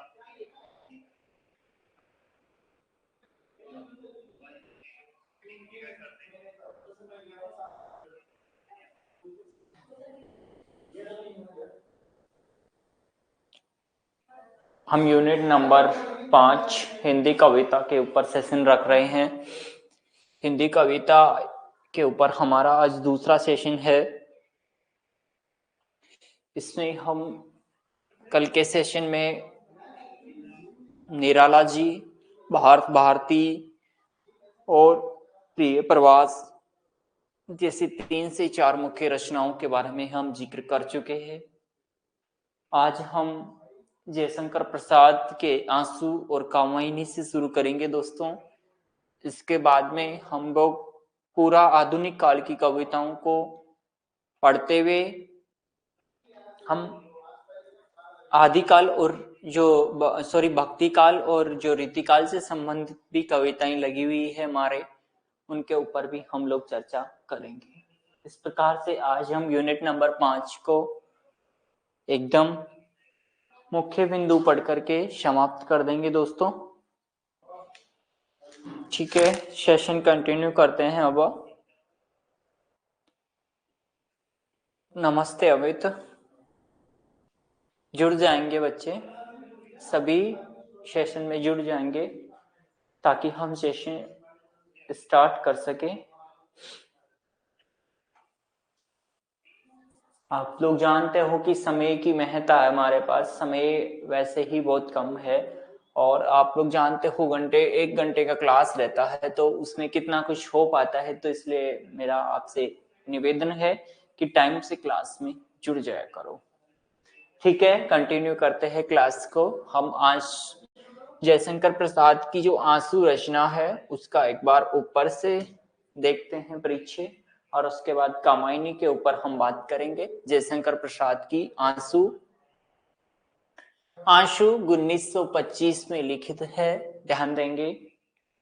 शुक्ला अनुसार शुक्ल जी का वक्तव्य, कहने का तात्पर्य यह है कि वेदना की कोई एक निर्दिष्ट भूमि न होने से सारी पुस्तक का कोई एक समन्वित प्रभाव नहीं निष्पन्न होता है। ये आंसू के संदर्भ में वक्तव्य है शुक्ल जी का। आंसू प्रसाद जी की पहली काव्य कृति है जिसने अधिकांश लोगों का ध्यान आकर्षित किया। इसके बाद में डॉक्टर नगेंद्र का वक्तव्य, आंसू एक स्मृति काव्य है। स्मृति काव्य की संज्ञा डॉक्टर नगेंद्र ने प्रदान की, बहुत इंपॉर्टेंट वक्तव्य है। आंसू की भावभूमि स्थायी विकासशील है, इसमें कवि का अतीत ही नहीं उसका वर्तमान भी संयुक्त है। ये डॉक्टर नगेंद्र का वक्तव्य है आंसू के संदर्भ में। इस रचना के 2 संस्करण प्रकाशित हो चुके हैं। आंसू रचना के संस्करण, प्रथम संस्करण 1925 जिसमें 82 पद निकल के आए 79, और द्वितीय संस्करण द मोस्ट इंपोर्टेंट संस्करण 1933 का, जिसके तहत 133 पद निकल क्या है, ध्यान रहे 133 भी आ जाता है और 143 भी आ जाता है, लेकिन 133 सही आंसर ठहरेगा।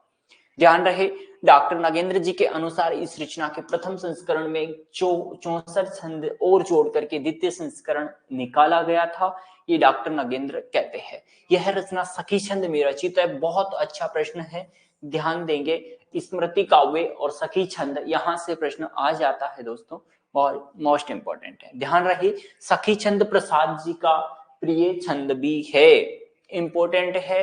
कामायनी के छंद का भी ध्यान रखेंगे और आंसू के छंद का भी ध्यान रखेंगे। आंसू के अंदर इंपोर्टेंट है सखी छंद का प्रयोग। ओके, आंसू को छायावाद का मेघदूत काव्य कहते हैं। मेघदूत काव्य और स्मृति काव्य दोनों ही तथ्य आप लोग ध्यान रखें। स्मृति संचारी भाव का बहुत ही सुंदर प्रयोग देखा जा सकता है।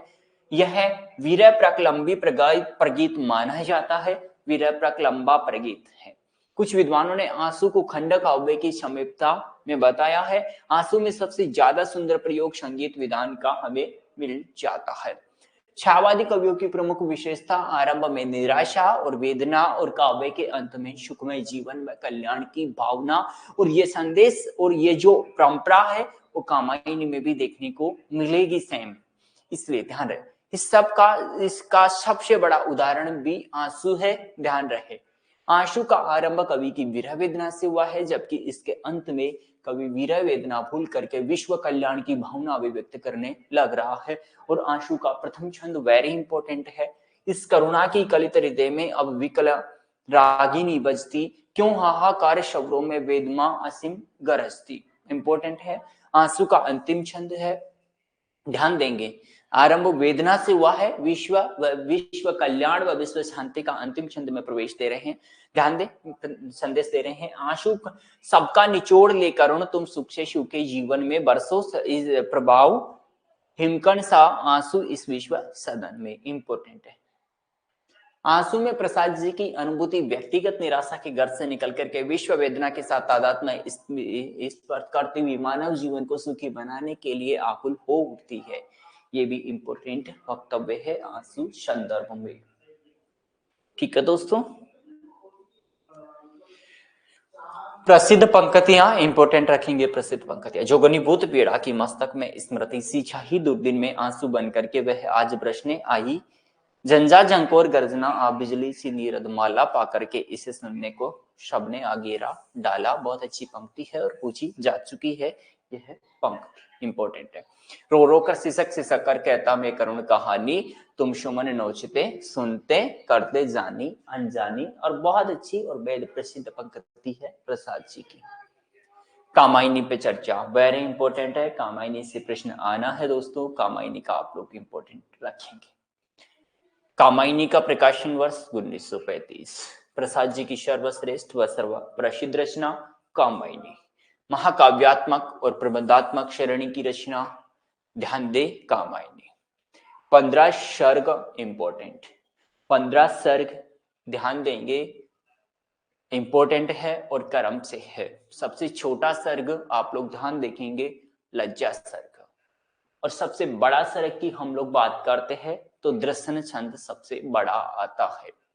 इंपॉर्टेंट रखेंगे इसके 15 के 15 सर्ग और उनका कर्म ध्यान देंगे। चिंता सा श्रद्धा काम वासना लज्जा कर्मेशा ईड़ा शोपन संग्रसी निर्वेद दर्शन रैश्या नंदा, ये इसका ट्रिक है दोस्तों, और इसके तहत में पूरे आ जाते हैं इसके ये कर्म। एक बार फिर से पुनः ध्यान देंगे, चिंता सा श्रद्धा काम वासना लज्जा कर्मेशा ईड़ा शोपन संग्रसी निर्वेद दर्शन रैश्या नंदा। ठीक है, हाँ बिल्कुल अमित, ट्रिकी है ये, और बिल्कुल जैसे कि और 15 सर्ग कैसे भी याद करो आप लोग, बस याद करो। मैं तो यही कहता हूं, मैंने तो देखो जिस प्रकार से याद कर रखा है ठीक उसी प्रकार से आप लोगों को बताया है कि चिंता सा श्रद्धा काम वासना लज्जा कर्मेशा ईड़ा सपन संगरसी निर्वेद दर्शन रैश्या नंदा। ठीक है, इसके बाद में हम देखते हैं इस रचना के सभी सर्गों का नामकरण विविध प्रकार के मनोविकारों के आधार पर किया गया है। तथ्य में ध्यान रखेंगे, बहुत इंपॉर्टेंट है। ठीक है, इसके प्रथम सर्ग चिंता सर्ग का कुछ अंश 1928 में सुधा पत्रिका में प्रकाशित हो चुका था, जिसके आधार पर यह माना जाता है कि कामायनी के लेखन में 8 वर्षों का समय लगा। इंपोर्टेंट है, कामायनी के लेखन में लगा समय वेरी इंपोर्टेंट हो जाता है। गुड इवनिंग जानकी जी। अगर एक पंक्ति में कहे कि कामायनी का उद्देश्य क्या है तो समरसतावाद है और आनंदवाद की स्थापना करना है। समरसतावाद, विश्व शांति, विश्व कल्याण इंपोर्टेंट है। कामायनी का मूल उद्देश्य बन जाता है कामायनी नागिन, ये आप लोग ध्यान रखेंगे कामायनी के संदर्भ में। सत्य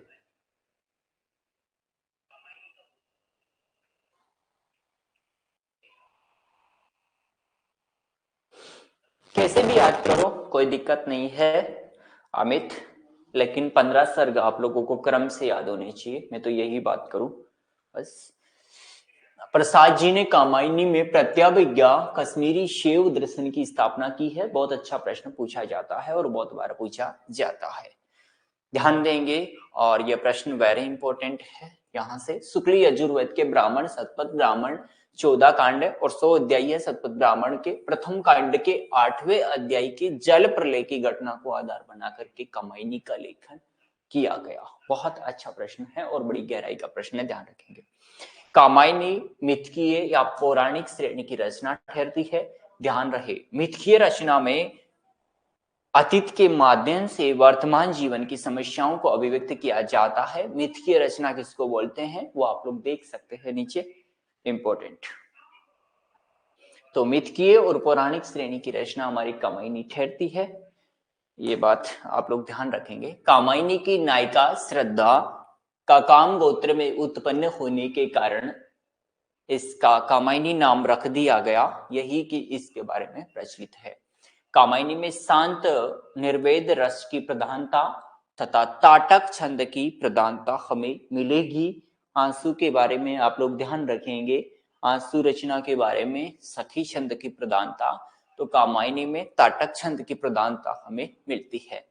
प्रथम सर्ग आला छंद से शुरू होता है तो अंतिम छंद हमारा जाकर के ध्यान रहे सखी छंद पर खत्म होता है। ये कामायनी के संदर्भ में दोस्तों इंपोर्टेंट वक्तव्य आप लोग ध्यान रखेंगे, ठीक है दोस्तों। और सखी छंद प्रिया प्रसाद जी का प्रिय छंद है, ये हम लोग आंसू के में ही देख चुके थे। कामायनी में राष्ट्रीय स्वाधीनता आंदोलन की अभिव्यक्ति देखी जा सकती है। कामायनी को छायावाद की प्रतिनिधि रचना है। कामायनी में प्रसाद जी का सफल दार्शनिक दृष्टिकोण नजर आ जाता है और प्रसाद जी ने कामायनी में व्यावहारिक जीवन दर्शन की अभिव्यक्ति की है। कामायनी का रूपक महाकाव्य भी कहा जाता है क्योंकि कामायनी में संपूर्ण कथानक को प्रतीकात्मकता मिलती है। जिस प्रकार से कामायनी के पात्रों को जो प्रतीकात्मकता दी गई थी उसी वजह से यह नाम इसको दिया जाता है, ठीक है दोस्तों।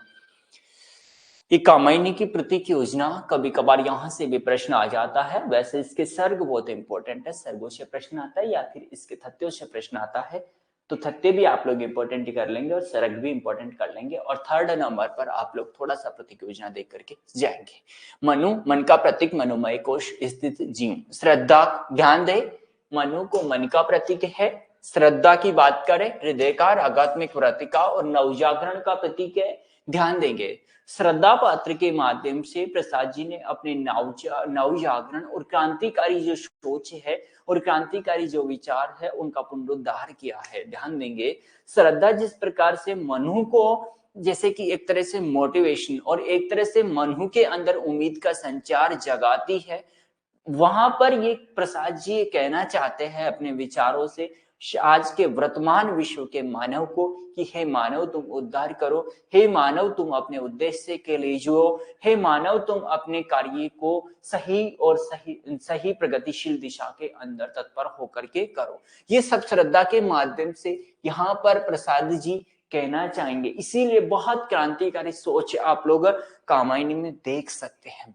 ईड़ा की बात करें, व्यावसायिक और सांसारिक बुद्धि। ध्यान दे, आज के मनुष्य की व्यावसायिक और सांसारिक जो बुद्धि होती है उसको ईड़ा पात्र के माध्यम से प्रसाद जी ने बेहद ही अच्छे शब्दों में हमारे सामने लाया है कामायनी के अंदर। कुमार की बात करें, कुमार इसमें आधुनिक मानव पीढ़ी का प्रतीक है। सोमलता भोग का प्रतीक मानी जाती है। वृषभ धर्म का प्रतीक है, बहुत अच्छा प्रश्न है। वृषभ को धर्म का प्रतीक माना गया है, कामायनी में इंपॉर्टेंट है। हिम संस्कृति जड़ता का प्रतीक है, आसुरी या किलात राक्षसी वृत्ति का प्रतीक है, जंगी या वनस्तियां समाज का नवोदित वर्ग है, इंपॉर्टेंट है। सारस्वत प्रदेश की घटना को प्रजातंत्र के भावी आंदोलन के साथ में जोड़ा जाता है, बहुत अच्छा तथ्य है। ठीक है दोस्तों, सोमलता से आवत वृषभ भोग से युक्त धर्म का, जिसे पर पाकर के मनुष्य चिरबंध में लीन हो जाता है। प्रसाद जी ने कामायनी में जीवन के अनेक पक्षों को समन्वित करके मानव जीवन के लिए एक व्यापक आदर्श व्यवस्था की शुरुआत की है। स्वयं प्रसाद जी कामायनी की भूमिका में लिखते हैं और बहुत इंपॉर्टेंट वक्तव्य है प्रसाद जी का है। ये आख्यान इतना प्राचीन है, आख्यान श्रेणी की रचना कर देते हैं प्रसाद जी, बहुत इंपॉर्टेंट है। इतना प्राचीन है कि इतिहास में रूपक भी अद्भुत मिश्रण हो गया है। इसलिए ध्यान दें, इसलिए मनु, श्रद्धा और ईड़ा इत्यादि अपना ऐतिहासिक अस्तित्व रखते हुए सांकेतिक अर्थ की भी अभिव्यक्ति करें तो मुझे कोई आपत्ति नहीं। ध्यान दें, ये बहुत अच्छा वक्तव्य था खुद प्रसाद जी का। और अब यहां से इंपॉर्टेंट वक्तव्य है अनेक विद्वानों के कामायनी के ऊपर। बात करें कामायनी, शांति प्रिय द्विवेदी ने छायावाद का उपनिषद करार दिया, मोस्ट इंपोर्टेंट है। नंदलाल वाजपेयी ने मानवता का रचनात्मक इतिहास के साथ में जोड़ करके देखा। निराला जी ने छायावाद का प्रथम महाकाव्य कहा, रहस्यवाद का प्रथम महाकाव्य निराला जी ने कहा। पंत जी ने कामायनी पर अगर मैं कामायनी लिखता, ये पंत जी की आलोचनात्मक कृति है, कामायनी पर लिखी, मोस्ट इंपोर्टेंट है, ध्यान देंगे। निबंध है ये पंत जी का। और कामायनी हिंदी का ताजमहल अथवा ताजमहल के समान यह नंदुलाल वाजपेयी की कृति है, इंपॉर्टेंट है। ठीक है, गजानन माधव मुक्तिबोध जी की यह बार बार पूछी जाने वाली कृति है। कामायनी एक पुनर्विचार, मोस्ट इंपोर्टेंट कृति है, आलोचनात्मक कृति। कामायनी को फैंटेसी की जहां पर बात आ जाएगी, ध्यान देंगे आप लोग, मुक्तिबोध जी की बात स्वतः ही आ जाती है। कामायनी के मनु को ध्वस्त सामंती व्यवस्था का अवशेष कहा जाए। डॉक्टर नगेंद्र का कामायनी को खता रूपक की संज्ञा देते हुए नगेंद्र का कथन इंपोर्टेंट, वास्तव में किसी भी काव्य को सभी दृष्टियों से पूर्ण और आदर्श काव्य न तो माना गया है और न ही संभवतः माना जा सकेगा, क्योंकि व्यक्ति और समाज के स्तर पर जीवन के विकास में संभावनाएं हैं असंख्य और असीम है। इसलिए कामायनी अपनी सीमाओं के बावजूद हिंदी साहित्य की एक गौरवशाली उपलब्धियों पर काव्य आत्मा की संकल्पात्मक अनुभूति है। यह डॉक्टर नागेंद्र का बहुत ही अच्छा वक्तव्य है। ठीक है, दिनकर के अनुसार कामायनी कर्म का संदेश देते हुए वैराग्य मत का खंडन करती हुई रचना है, इंपॉर्टेंट है। ठीक है, और यह है आप लोग कामायनी पर पुनर्विचार, मुक्तिबोध एक साथ है और ये चारों आप लोगों को रट लेनी है। मैं तो कहूंगा, बहुत जोर दे करके कहूंगा कि ये रट लेनी है, तो बस रट लेनी है। पुनर्विचार, कामायनी एक पुनर्विचार, ये मुक्तिबोध जी की आलोचनात्मक कृति। कामायनी एक पुनर्मूल्यांकन, ये रामस्वरूप चतुर्वेदी जी की रचना है। और कामायनी का पुनर्मूल्यांकन यह पंत जी की रचना है। ध्यान देंगे, पुनर्विचार, पुनर्मूल्यांकन और पुनर्मूल्यांकन, तीनों रचनाएं हैं, बहुत मोस्ट है, बहुत बार कंफ्यूजन करके पूछी जाती है। कामायनी मूल्यांकन और मूल्यांकन, ध्यान दे, इंद्रनाथ मदान की कृति है। चारों के बारे में इंपॉर्टेंट ध्यान रखेंगे। कामायनी में साम्यवाद की दबी हुई गूंज सुनी जा सकती है, यह शुक्ल जी का बहुत अच्छा वक्तव्य है। ठीक है दोस्तों, और ये कुछ इंपॉर्टेंट पंक्तियां है कामायनी के बारे से ली हुई। बाकी मैं यही कहूंगा आप लोगों से कि कामायनी से तथ्य बहुत इंपॉर्टेंट है। तथ्य कभी कभार लज्जा सर्ग और ईड़ा सर्ग में से पंक्तियां भी देख करके पूछा जा सकता है, इसलिए आप लोग लज्जा सर्ग और ईड़ा सर्ग की पंक्तियों को पढ़ जाना और वक्तव्य पढ़ जाना, तो आप लोगों का काम हो जाएगा। ठीक है, पंक्तियां देखते हैं। कौन तुम संस्कृति जलनिधि तीर्थरंगों से फेंकी मणि, एक कर रहे निजन का चुपचाप प्रभा की धारा से अभिप्रेक मधुर विभत। ये ध्यान रहे, यहाँ पर आप लोग ध्यान देंगे कि श्रद्धा मनु को बोल रही है कि मनु तुम एकांत में कैसे बैठे हो, आखिर कौन हो।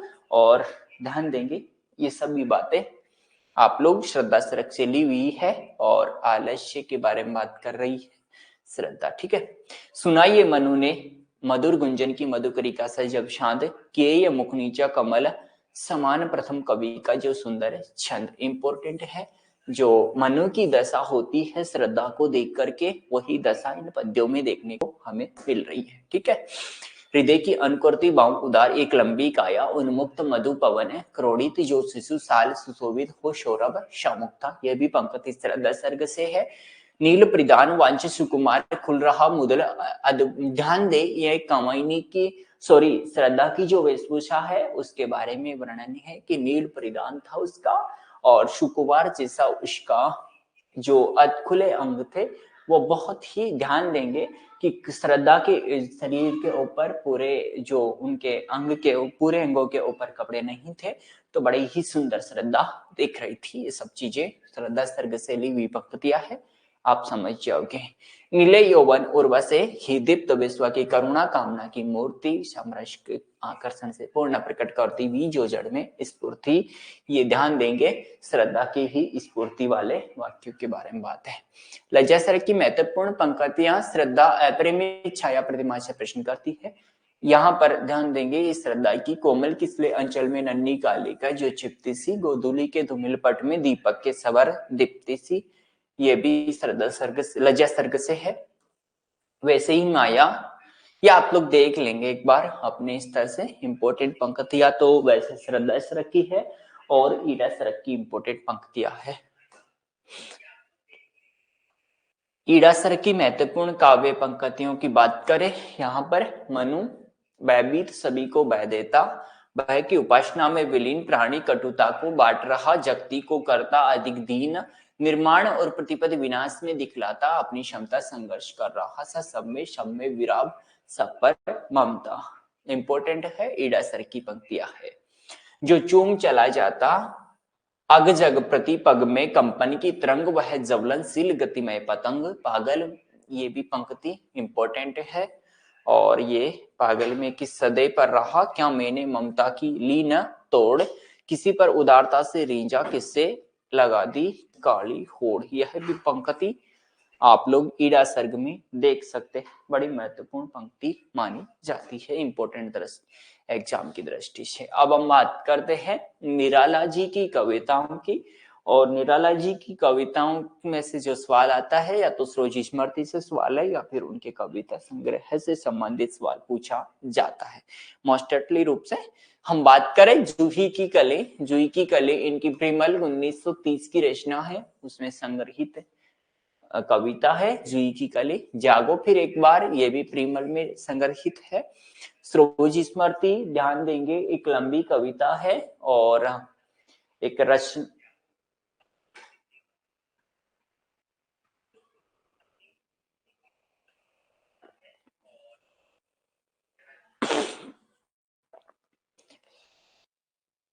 अमित, इस बारे में मैं आपसे कल बिल्कुल इसका आपसे क्लियर कर पाऊंगा कि आखिर क्या प्रॉब्लम है, थोड़ा टेक्निकल टीम से संपर्क करके। तो इस सवाल को कल तक के लिए पेंडिंग रखें, ठीक है। कंटिन्यू करते हैं। जागो फिर एक बार प्रिमल 1930 में है। सरोज स्मृति ध्यान दे पुस्तकाकार की लंबी कविता है और ये 1935 की है। अनामिका द्वितीय में संग्रहित है, इंपॉर्टेंट है। राम की शक्ति पूजा भी एक बड़ी है कविता है, 1936 में लिखित है और अनामिका द्वितीय में संग्रहित है, ठीक है। कुकुरमुत्ताग 1941, कुकुरमुत्ताग 1943 संग्रह में संग्रहित। बांधों ठाऊ इस बंधु अर्चना 1950। ये ध्यान रखेंगे दोस्तों कि कौन सी कविता कौन से कविता संग्रह में संग्रहित है, यहाँ से प्रश्न आ जाता है अक्सर, इंपॉर्टेंट है, ठीक है। अनामिका प्रथम 1923, किंतु उसके दूसरे संस्करण 1938, इंपॉर्टेंट है, ध्यान रखेंगे। जूही की कली, जूही की कली की विषय वस्तु की बात करें, ये एक प्रेम कविता है, इंपॉर्टेंट है। जूही की कली छोटी सी कविता है, प्रेम कविता है। निराला ने जूही की कली को नायिका कहा है और पवन को नायक बनाया है, इंपॉर्टेंट है। यहाँ पर ये थोड़ी विषय वस्तु ध्यान रखेंगे। प्रकृति चेतना के सूक्ष्मांकन के साथ प्रेम, श्रृंगार और भोग का समन्वित चित्र निराला जी ने प्रस्तुत किया है। इंपॉर्टेंट। इस कविता में निराला ने ललित भावनाओं की सरस स्वच्छंद अभिव्यक्ति है। इसमें कवि ने नूतन सौंदर्य बोध के साथ में सुंदर कल्पना की अभिव्यक्ति हमें दी है। The most important. विशेष आप लोग ध्यान रखेंगे, विशेष संदर्भ में ये आप लोग जूही की कली कविता के संदर्भ में इंपॉर्टेंट ध्यान रखेंगे। यहाँ पर यह मुक्त छंद की पहली कविता है। मुक्त छंद को रबड़ छंद और याकेचुआ छंद भी कहा जाता है। इस कविता की तुलना किट्स के नाइटिंगेल कविता से की गई है। इंपॉर्टेंट है, ध्यान देंगे। ये रबड़ छंद के बारे में इंपॉर्टेंट ध्यान रखेंगे, मुक्त छंद की इंपॉर्टेंट। इस कविता की किट्स की नाइटिंगेल कविता से की गई है, ये भी इंपॉर्टेंट है। और ये कविता सतरंगी किरण के रूप में स्वीकारते हैं। इस कविता में कीर्तिकालीन स्थूल सौंदर्य का चित्रण मिलता है। इंपॉर्टेंट। मसल दिए कपोल गोल नायिका, ध्यान देंगे थोड़ा सा ये श्रृंगार चित्रित रचना है तो रीतिकाल में थोड़ी सी ली जा सकती है इसके विषय वस्तु। ठीक है। इस कविता को सरस्वती पत्रिका में छपने से मना कर दिया था। इस कविता में मानवीकरण अलंकार है, ये तथ्य है, ध्यान देंगे। और बाद में बड़ी प्रसिद्ध हुई थी ये आगे जाकर के जूही की कली।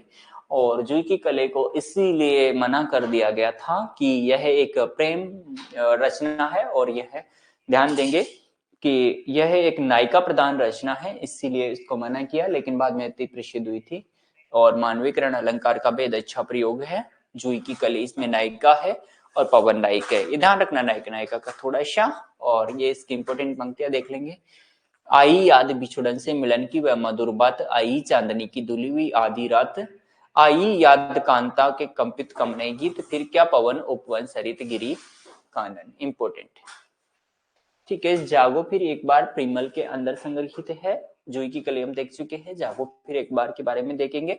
यह प्रिमल में संग्रहित रचना है। विषय वस्तु देखेंगे 1929 इसका प्रकाशन इंपॉर्टेंट है। और उद्बोधन गीत है जागो फिर एक बार, जैसे शीर्षक से स्पष्ट हो रहा है दोस्तों, जिसमें कवि ने प्राचीन भारतवासियों को अपनी प्राचीनता का भान कराते हुए लोगों को स्वतंत्रता की भावना जगाने का प्रयास करेंगे। ठीक है। प्रथम खंड में कवि ने जागरण के लिए प्रकृति का सहारा लेते हुए नजर आएंगे, जबकि दूसरे खंड में भारत के गौरव मात्र और अतीत का स्मरण ध्यान देंगे। 2 खंडों के अंदर है जागो फिर एक बार। ओके। अब बात करते हैं इसके विशेष क्या है। इसमें एक जागरण गीत है, इंपॉर्टेंट। ठीक है। राष्ट्रतसी भावना शोधप्रोत है। ठीक है। तत्सम तद्भव दोनों प्रकार की शब्दावली मिलती है। और जागो फिर एक बार की जब काव्य पंक्तियां देखते, शेरों की मान में आया आश्चर्य, जागो फिर एक बार द मोस्ट इंपोर्टेंट पंक्ति है। ऐसे भी पूछ ली जाती है यह डायरेक्ट देकर के भी कि किसकी पंक्ति है, किस रचनाकार की। अब सरोज स्मृति, यहां से अक्सर प्रश्न आता है दोस्तों, इंपोर्टेंट देखेंगे। विषय वस्तु ऊनामिक, ध्यान देंगे। हिंदी का पहला शोकगीत मानी जाती है, इंपॉर्टेंट है। हिंदी का पहला शोकगीत सरोज स्मृति को स्वीकार किया जाएगा। और अपनी एकमात्र पुत्री सरोज है, सरोज के असमय निधन पर, ये आप सब जानते हो, अभावपूर्ण जीवन को धिक्कारा है अपनी पुत्री का। न तो ध्यान देंगे कबीर जी के बारे में कहा जाता है, सॉरी निराला जी के बारे में बड़ा स्पष्टता है कहा जाता है। हाँ सूर्यकांत जी, इस यूनिट का सबसे बड़ा यही है कि यह यूनिट 2 में भी बहुत अच्छा हिस्सा रखती है। और हाँ यूनिट 5 ही है वैसे, लेकिन यूनिट 2 और यूनिट 5 में से कंबाइंड जो प्रश्न आते हैं ना, बड़े ही स्तरीय सवाल आते हैं सूर्यकांत जी, तो थोड़ा सा कंटिन्यू करें। ये आप लोग विषय वस्तु देख लेंगे एक बार सरोज स्मृति की। विशेष सरोज ध्यान दे, सरोज की उम्र 18 वर्ष थी, ये भी आप लोग ध्यान रखेंगे। और इन्हें गीता के 18 अध्याय कहा था, ये इंपॉर्टेंट रख लेंगे। कविता की भाषा तत्सम प्रधान है, इंपॉर्टेंट है। और दुख की कविता है, लंबी कविता है। ठीक है दोस्तों। सरोज स्मृति की काव्य पंक्तियां आ सकती है दोस्तों सरोज स्मृति की। ठीक है। अशब्द अदरों का चुना बास में मैं कवि हूँ, पाया है प्रकाश मैंने कुछ अरह निर्भर ज्योतिष ना के चरणों पर, धन्य में पिता निरर्थक। इंपॉर्टेंट पंक्ति है ये। और इससे भी ज्यादा इंपॉर्टेंट ये है कि धन्य में पिता में निरर्थकता, कुछ भी तेरे हित न कर सका, अन्यथा जहां है बहुशुद्ध साहित्य का कला कौशल प्रबोध है, दिए है प्रमाण कुछ वहां प्राप्ति को समाधान। इंपोर्टेंट पंक्ति है ये भी। अस्तु में उपार्जन को अक्षम कर नहीं सका पोषणाहुतन, ये सभी आप लोग देख लेंगे एक बार। ठीक है, अब हम बात करते हैं राम की शक्ति पूजा इम्पोर्टेंट है, यहाँ से भी अक्षर पंक्ति पूछी जाती है और बड़ी कविता है, एक एक पंक्ति को अध्ययन हम नहीं कर सकते हैं दोस्तों। कालजयी कविता है, ये ध्यान रखेंगे आप लोग, और बांग्ला के कृतिवास रामायण से लिया गया है, ये मोस्ट तथ्य है और बार बार पूछा जाने वाला तथ्य है एग्जाम में, कृतिवास रामायण वाला ध्यान रखेंगे। राम रावण के युद्ध की विभीषिका के वर्णन से इसकी शुरुआत होती है, ये भी ध्यान रखेंगे। एक दिन राम की सेना पराजित होती है और रावण की विजय होती है, इस कारण शक्ति देवी की रावण के पक्ष में। ध्यान देंगे कि जब जो राम और रावण के बीच में जब युद्ध हो रहा था तो माँ देवी शक्ति की माँ दुर्गा की जो पूजा की थी राम ने, वही राम की शक्ति पूजा के अंदर वर्णन है, ये उसकी विषय वस्तु से संबंधित है, ध्यान रखेंगे। कालजयी लंबी कविता है, ठीक है, राम के माध्यम से निराला ने अपना संघर्ष व्यक्त किया है, ये ध्यान रखेंगे। और तत्सम शब्दावली का प्रयोग ये तो आप लोग देखेंगे निराला की कविताओं के अंदर इंपॉर्टेंट है। ठीक है, निराला ने इस कविता में अद्भुत दृश्य नादबिंद का सृजन किया है, कविता की केंद्रीय विषय सीता की मुक्ति है, इंपॉर्टेंट, ये बहुत अच्छा तथ्य ध्यान रखेंगे आप लोग राम की शक्ति पूजा के बारे में। राम की शक्ति पूजा के आरंभ की पंक्तियों में भाषा की ऐसी कवायद है जिसका समर्थन केवल यह कहकर किया जा सकता है कि हिंदी में नंद दुलारे वाजपेयी जैसी भाषा लिखी जा सकती है, यह इंपॉर्टेंट वक्तव्य है। आलोचकों ने निराला को राम का तुलसी की अपेक्षा वाल्मीकि राम के निकट का है, इंपॉर्टेंट है, इसी रचना के आधार पर यह वक्तव्य दिया जाता है। कविता में राम दुर्गा को प्रसन्न करने के लिए योग साधना करते हैं, बिल्कुल सही है। और ये महत्वपूर्ण काव्य पंक्तियां आप लोग देख सकते हैं राम की शक्ति पूजा की। रवि व अस्त ज्योति के पत्र पर लिखा अमर रह गया राम रावण का अपराज्य सागर। आप लोग वैसे समझ जाओगे कि राम की शक्ति पूजा की पंक्तियां हैं, थोड़े से उससे ही लयताल से ही, लेकिन इसमें थोड़ा सा डीपली पूछा जाता है कि ये पंक्तियां किसने किसको कही, थोड़ा सा ये पूछा जाता है राम की शक्ति पूजा के संदर्भ में पंक्तियां दोस्तों। तो मैं तो यही कहूंगा कि इतनी बड़ी विषय वस्तु नहीं पढ़ सकते तो कम से कम तथ्य तो आप लोग ध्यान रखो, मोस्ट जैसे सर्वोच्च स्मृति के भी तथ्य आप लोग ध्यान रखोगे तो आप लोग इसका राम की शक्ति पूजा का भी तथ्य पहले ध्यान रखना। प्रतिपल परिवर्तित युवेद कौशल समूह है, राक्षस विरुद्ध प्रत्यु है, कक्रोध कपि विषुमुह है, विच्छुरती है रावत जीवन यथत्य लक्षण बाण, लोहित लोचन रावण मदमोशन मय्यान, राघव लाघव रावण वारण गत युगम प्रार। ध्यान देंगे यहाँ पर निराला की अत्यंत ही जो तत्सम प्रदान जो शब्दावली है और जिसे हम बोल सकते हैं जो क्लिष्ट शब्दावली है उसका प्रयोग राम की शक्ति पूजा के उसमें मिलेगा। लेकिन ये बहुत अच्छी पंक्ति है और ये पूछी जा चुकी है पहले। हे अमानिसा उगलता गगन घन अंधकार, खो रहा दिशा का ज्ञान, स्तब्ध पवन चार, इंपॉर्टेंट पंक्ति है। ऐसी पंक्तियों को आप लोग देख लेंगे थोड़ा सा। अब हम बात करते हैं कुकुरमुत्ता की। इंपॉर्टेंट रखना, ध्यान रखना दोस्तों कि जो आपके निराला जी की कविता लगी हुई है कौन से कविता संग्रह में है और उस कविता का प्रकाशन वर्ष क्या है, वो मोस्ट इंपॉर्टेंट है। वहां पर विषय वस्तु का हम बात करेंगे 1943 प्रकाशन वर्ष ध्यान रखना। कुकुरमुत्ता महत्वपूर्ण प्रगतिशील कविता है, इंपॉर्टेंट है, सबसे बड़ी बात यही है इसकी कि प्रगतिशील कविता है। श्रमिकों और सरबराह वर्ग को प्रतीक के रूप में प्रतीकों के रूप में इसमें यूज किया गया है। हाँ बिल्कुल सूर्यकांत जी, कर्म से भी लगवा लेता है और ये भी पूछा जाता है कि किस पात्र से कही, लेकिन वो बहुत ही स्तरीय सवाल होते हैं। आप उन्हें स्तरीय सवालों के बारे में थोड़ा सा आप लोग अपना मोटिवेशन ले सकते हैं कि अगर हाँ मैं नहीं कर पाऊंगा उन सवालों को तो कोई नहीं कर पाएगा। थोड़ा सा इस चीज को लेकर के आप लोग वहां से आगे बढ़ने का प्रयास करना और उससे ऊपरी जो सामग्री है उसको पहले क्लियर करना, क्योंकि कभी कभार ऊपरी सामग्री से भी प्रश्न कर लिया जाता है। ठीक है दोस्तों, कंटिन्यू करते हैं। पहले खंड में नवाब द्वारा भारत से गुलाब मंगाने, इंपॉर्टेंट है ये घटना आप लोग ध्यान रखना। उनके बाग का चित्रण है जहां अपने कुकुरमुत्ता गुलाब को धिक्कारता है और अपनी अनेक विशेषताओं बताता है। और नवाब की बेटी बहार पाली की बेटी गरगाली, ये ध्यान रखेंगे आप लोग, पाली मोना ध्यान रखेंगे इसका, और नवाब की बेटी का बहार ध्यान रखेंगे। इसका गरगाली ध्यान रखेंगे। साथ साथ बाद में घूमने जाती है, वहां से गोली को कुकुरमुत्ता ला करके उसका कबाब बनवाती है, बाहर को भी खिलाती है। बाहर से कुकुरमुत्ता कहानी सुन करके राजा माली को बुला करके उससे कुकुरमुत्ता की मांग करता है, जिस पर माली कहता है कुकुरमुत्ता उगाया नहीं जाता। ये कुकुरमुत्ता की प्राकृतिकता से संबंधित तथ्य है और कुकुरमुत्ता की प्राकृतिकता का प्रयोग करते हुए निराला जी ने ये समझाने का प्रयास किया है कि यही जो एक कुकुरमुत्ता के अंदर जो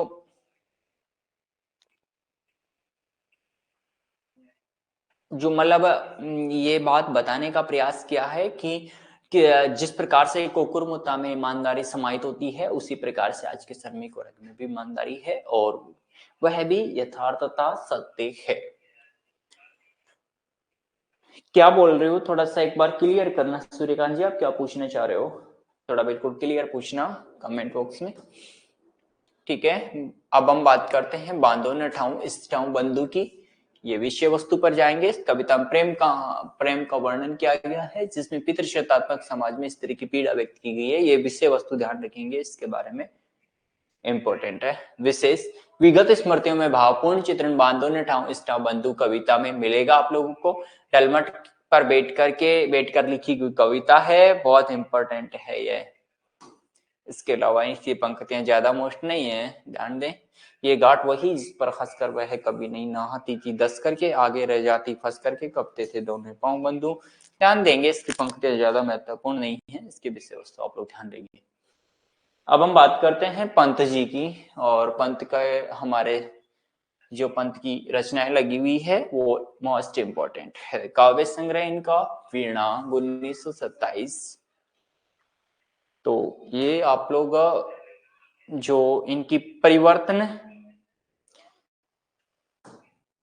ये हम लोग देख लेते हैं। पंत ने इस संग्रह में दूध मुहा प्रयास कहा था वीणा को, और रश्मिबंदी के प्रियदर्शन से सन 1918 से 1920 तक की अधिकांश रचनाएं वीणा नामक काव्य संग्रह में है। वीणा काल में मैंने प्रकृति की छोटी छोटी वस्तुओं को अपनी कल्पना की तुलना से रंग करके काव्य की सामग्री दी है। ये बात पंत जी अपने वीणा काव्य संग्रह के बारे में स्वयं कहते हैं। ठीक है दोस्तों, ये ध्यान रखना। अब प्रथम रश्मि इनकी जो कविता है वो वीणा संग्रह में है। वीणा का हमने देखा था 1927, और काव्य साधना की दृष्टि से नवीन प्रभाव किरण की तरह प्रवेश करने रवित्र पल्लव काल के काव्य सृजन का स्मरण, ये प्रथम रश्मि का ध्यान रखेंगे जो आपके पाठ्यक्रम का हिस्सा है। परिवर्तन इनके रचन जो कविता है 1924 से पल्लव में लगी हुई है। पल्लव का प्रकाशन वर्ष 1928, और इनकी प्रथम रश्मि जो 1919 की कविता है, यह वीणा में संग्रहित है। वीणा का प्रकाशन वर्ष 1927 है, इंपॉर्टेंट है। और द्रुत जरो जगत के जीर्ण पत्र 1934 की है, 34 की है, और ये युगांत में संग्रहित है। कौन सी कविता कौन से कविता संग्रह में संग्रहित है और उस कविता संग्रह का क्या प्रकाशन वर्ष है, ये मोस्ट इंपोर्टेंट हो जाता है कविताओं के संदर्भ में। प्रथम रश्मि के बारे में आप लोग ध्यान रखेंगे। सूर्य की पहली किरण के साथ प्रकृति में होने वाले परिवर्तनों का इसमें जिक्र किया जाएगा, और पेड़ के पत्तों के श्वास से स्तंभ जड़ चेतन। ये प्रथम रश्मि जो है वो सूर्य की जो सुप्रभात की जो प्रथम किरण होती है उसी की सौंदर्यता के साथ में जोड़ करके कवि प्रकृति वर्णन को इसमें पहुंचाएगा। ये सब चीजें इसमें देखने को मिलेगी, और ये कुछ पंक्तियां आप लोग देख सकते हैं। प्रथम रश्मि के रंगीना तूने कैसे पहचाना, बहुत अच्छी पंक्तियां है और आराम से समझ में आ जाएगी। शशि किरणों का उत्तर उत्तर करके भू पर काम रूप नम्रचर चुप नवल कलियों का मुख सिथरा रहे मुस्काना, ये भी प्रथम रश्मि की पंक्तियां थी। इसके बाद में परिवर्तन बहुत मोस्ट इंपॉर्टेंट है, ध्यान देंगे पल्लव में है। और अभिवेचना की सीमाएं वह पिछली वास्तविकता के निर्जीव पर से आक्रांत पुकार की बाहर की ओर राह न पाकर के भीतर की ओर सपन सोपानों पर आरोहण करती हुई युग के अवसाद और व्यवस्था की वाणी देने का प्रयत्न कर रही कविताएं इसमें आती है। ये आप लोग पल्लव के विषय वस्तु के संदर्भ में देख लेंगे थोड़ा। परिवर्तन पंथ की एक लंबी कविता है, मोस्ट इंपोर्टेंट तथ्य है, ध्यान रख देंगे, जिसकी रचना रोलाचंद में भी है। ये बहुत मोस्ट तथ्य है, ध्यान दें। ये कविता कुल 32 भागों में लिखी गई, इंपोर्टेंट तथ्य है। और कवि ने परिवर्तन को जीवन का शाश्वत सत्य माना है, ये भी मोस्ट इंपोर्टेंट तथ्य है। कवि पुरातन स्वर्ण काल को याद करने में कविता का आरंभ करता हुआ, परंतु आज का सत्य स्वीकार भी करता है। साथ ही साथ वो परिवर्तन की विषय वस्तु थी। परिवर्तन की काव्य पंक्तियां इंपोर्टेंट। आई है निष्ठुर परिवर्तन, तुम्हारा ही तांडव नर्तन, विश्व का करुण विवर्तन, तुम्हारा ही नयोन्मिलन, इंपोर्टेंट। ये थोड़ा सा आप लोग ये पंक्ति देख करके जाएंगे, ये वाली, लक्ष्य अलक्षित चरण तुम्हारे चिन्ह निरंतर छोड़ रहे हैं, जबकि विक्षत वह वक्ष स्थल पर परिवर्तन की है। बहुत मोस्ट इंपोर्टेंट पंक्ति है। द्रुत जरो के जीर्ण पत्र, ये पंक्तियां है। वैसे इसमें से पंक्ति नहीं पूछी जाती है द्रुत जरो के जीर्ण पत्र में से। ठीक है, अब मोस्ट इंपोर्टेंट महादेवी वर्मा, हर बार यहां से प्रश्न आता है महादेवी वर्मा के कविता संग्रह से संबंधित और इनकी कविता से संबंधित, हर बार यहाँ से आया है। लास्ट बार जो जून में कैंसिल हुआ था पेपर, उसमें भी प्रश्न था यहाँ से, और जो ये अभी लगा 27 अगस्त को और 4 सितंबर को, उसमें भी प्रश्न था महादेव वर्मा उससे संबंधित। बीन भी हूं मैं, तुम्हारी रागिनी भी हूं, ये निर्जा के अंदर संग्रहित है। निर्जा का प्रकाशन वर्ष 1934 है। मिनीर बरी दुख की बदली, ये सांदे गीत में है, और यही प्रश्न इस बार जून वाले एग्जाम में पूछा गया था, जून का जो कैंसिल हुआ था उसमें। ठीक है, तो सांदे गीत में, सांदे गीत का प्रकाशन वर्ष 1936। फिर विकल्प प्राण मेरे सांदे गीत में है, और ये मंदिर का दीप अकेला नीरव चलने दो, दीप शिखा, जो कि इनका अंतिम काव्य संग्रह है 1942 वाला। ठीक है, बिन भी हूं मैं, तुम्हारा रागिनी भी हूं, इसके विषय वस्तु बहुत इंपॉर्टेंट है। आत्मा और परमात्मा के जो मिलन का और प्रेम का वर्णन इसमें क्या है, और एक रहस्यवादी कविता है ये महादेवी जी की। ओके, और आदर्शवादिता का भाव इस पर बहुत अच्छा देखा जाता है। प्रकृति के नाना रूपों का चित्रण है, प्रकृति की असीम शक्ति का वर्णन है। बिन भी मैं तुम्हारा रागिनी भी हूं की काव्य पंक्ति आप लोग देख लेंगे, बहुत मोस्ट इंपोर्टेंट है। पहले में मेरा पश्चिम पश्चिम जीवन, सापुं जो बन गया वर्तमान बंधन में, इंपोर्टेंट पंक्ति। निर्भरी दुख की बदली की विषय वस्तु है। कवित्री ने मैके द्वारा अपने को पूर्ण जीवन की वेदना का इसमें संकेत किया है, इंपॉर्टेंट। बदली शब्द के प्रयोग से पूरी कविता एक अलग और निकलता है। ठीक है, थोड़ा सा देख लेंगे। वीरय वेदना की अभिव्यक्ति इसमें मिलती है, प्रकृति का मानवीकरण मिलेगा, प्रकृति चित्रण द्वारा स्वयं की अनुभूति का चित्रण भी इसमें बहुत ज्यादा मिलेगा, यानी कि प्रकृति का उद्दीपनकारी चित्रण बहुत इंपॉर्टेंट है। और वो आप लोग महादेव वर्मा की काव्य पंक्तियों में हर जगह पर पाओगे, उनका प्रकृति के साथ में अपना वर्णन। फिर विकल्प प्राण मेरे की विषय वस्तु, कवित्री ने इस कविता में अपने प्राणों को परे किया है, यानी उस परमात्मा को देखने की उत्कंठ इच्छा प्रकट की है, परमात्मा के साथ में जोड़ करके अपने भी जो भावों को देखा है, वो विकल्प प्राण मेरे में। इस कविता में कवित्री ने असीम त्याग की भावना का चित्रण किया है। आत्मा से परमात्मा के मिलन को शास्त्र का सबसे बड़ी बाधा माना है। सबसे बड़ी बाधा का थोड़ा सा ध्यान रखेंगे आप लोग। विशेष कविता का अंत निराशावादी है, बिल्कुल सत्य। परमात्मा से मिलन की बाधा का चित्रण है, बिल्कुल। आत्मा का तुलना क्षुद्र तारों से की गई है, इंपॉर्टेंट। रहस्यवादी कविता है, चारों ही तथ्य बहुत इंपॉर्टेंट है इस की विषय वस्तु से। फिर विकल्प प्राण मेरे काव्य पंक्तियां देख लेंगे थोड़ा सा आप लोग। और ये मंदिर दीप, इसे नीरव जलने दो, इसकी विषय वस्तु की बात करें। असीम शक्ति और परमात्मा के प्रति कवित्री के अपार भक्ति व अलौकिक प्रेम का चित्रण हुआ है। ध्यान दे, परमात्मा के प्रति जो भक्ति है वो जो उच्चतम स्तर पर देखने को मिलती है, तो वो मिलती है ये दीप, ये मंदिर दीप अकेला में नीरव जलने दो वाले। यह सारी दीप आत्मा और मंदिर जीवन, बहुत अच्छा प्रश्न है यहाँ पर। दीप को आत्मा का प्रतीक है इसमें, और मंदिर की बात करें तो यह जीवन शरीर परमात्मा का प्रतीक इसमें माना गया। यह प्रतीक योजना मोस्ट इंपोर्टेंट है इसकी। ठीक है, अद्वैतवादी दर्शन का प्रभाव इसमें बहुत अच्छे से दिखता है। निराशावादी होकर के जीवन की लालसा का चित्रण इसमें क्या गया है, जीवन रूपी मंदिर की कल्पना की गई है। आत्मा रूपी दीप की रक्षा होकर के कोई करना चाहता है। जीवन या मृत्यु के बीच में कठिनाई का जो चित्रण है वो महादेवी जी का इसमें मिलता है। मोस्ट इंपोर्टेंट इसकी विषय वस्तु है। रामधारी सिंह दिनकर की उर्वशी, मोस्ट इंपोर्टेंट रचना है उर्वशी। प्रकाशन वर्ष 1961। ध्यान रखेंगे। अंकों की बात करें, इसकी विषय वस्तु 5 अंकों में विभाजित मिलेगी। काव्यात्मक नाटक है, मोस्ट इंपोर्टेंट है और बहुत बार पूछा गया है ये। इस पुस्तक को दिनकर जी ने पंत जी को समर्पित किया है। बहुत मोस्ट है यह है। थत्ते नंबर 1, थत्ते 2, थत्ते 3, थत्ते 4, ध्यान रखेंगे इसके बारे में। ठीक है, और ये बहुत मोस्ट है इसके बारे में। अप्सरालोक के कवि श्री ध्यान दे सुमित्रानंद पंत जी को, अप्सरालोक के सुमित्रानंद पंत के योग्य। ठीक है, और विषय वस्तु की बात करें तो पुरूरवा और उर्वशी के पौराणिक आख्यान से लिया गया है, इंपॉर्टेंट। मनुष्य के पंच विकारों में से एक काम भावना को विश्लेषण किया गया है। इस कथा में पुरूरवा उर्वशी का मूल ऋग्वेद के दशक 10वें मंडल का और 8वीं और 95वीं सूक्ति में मिलता है, इंपॉर्टेंट तथ्य। ठीक है, बाद में यह कथा शतपथ ब्राह्मण और महाभारत आदि पौराणिक ग्रंथों में प्राप्त हो जाएगी। कालिदास ने विक्रम और उर्वशीयम की रचना इसी कथा के आधार पर की। उर्वशी की कथा वस्तु 5 अंकों में विभाजित है। मोस्ट इंपोर्टेंट तथ्य दोनों ही। ठीक है,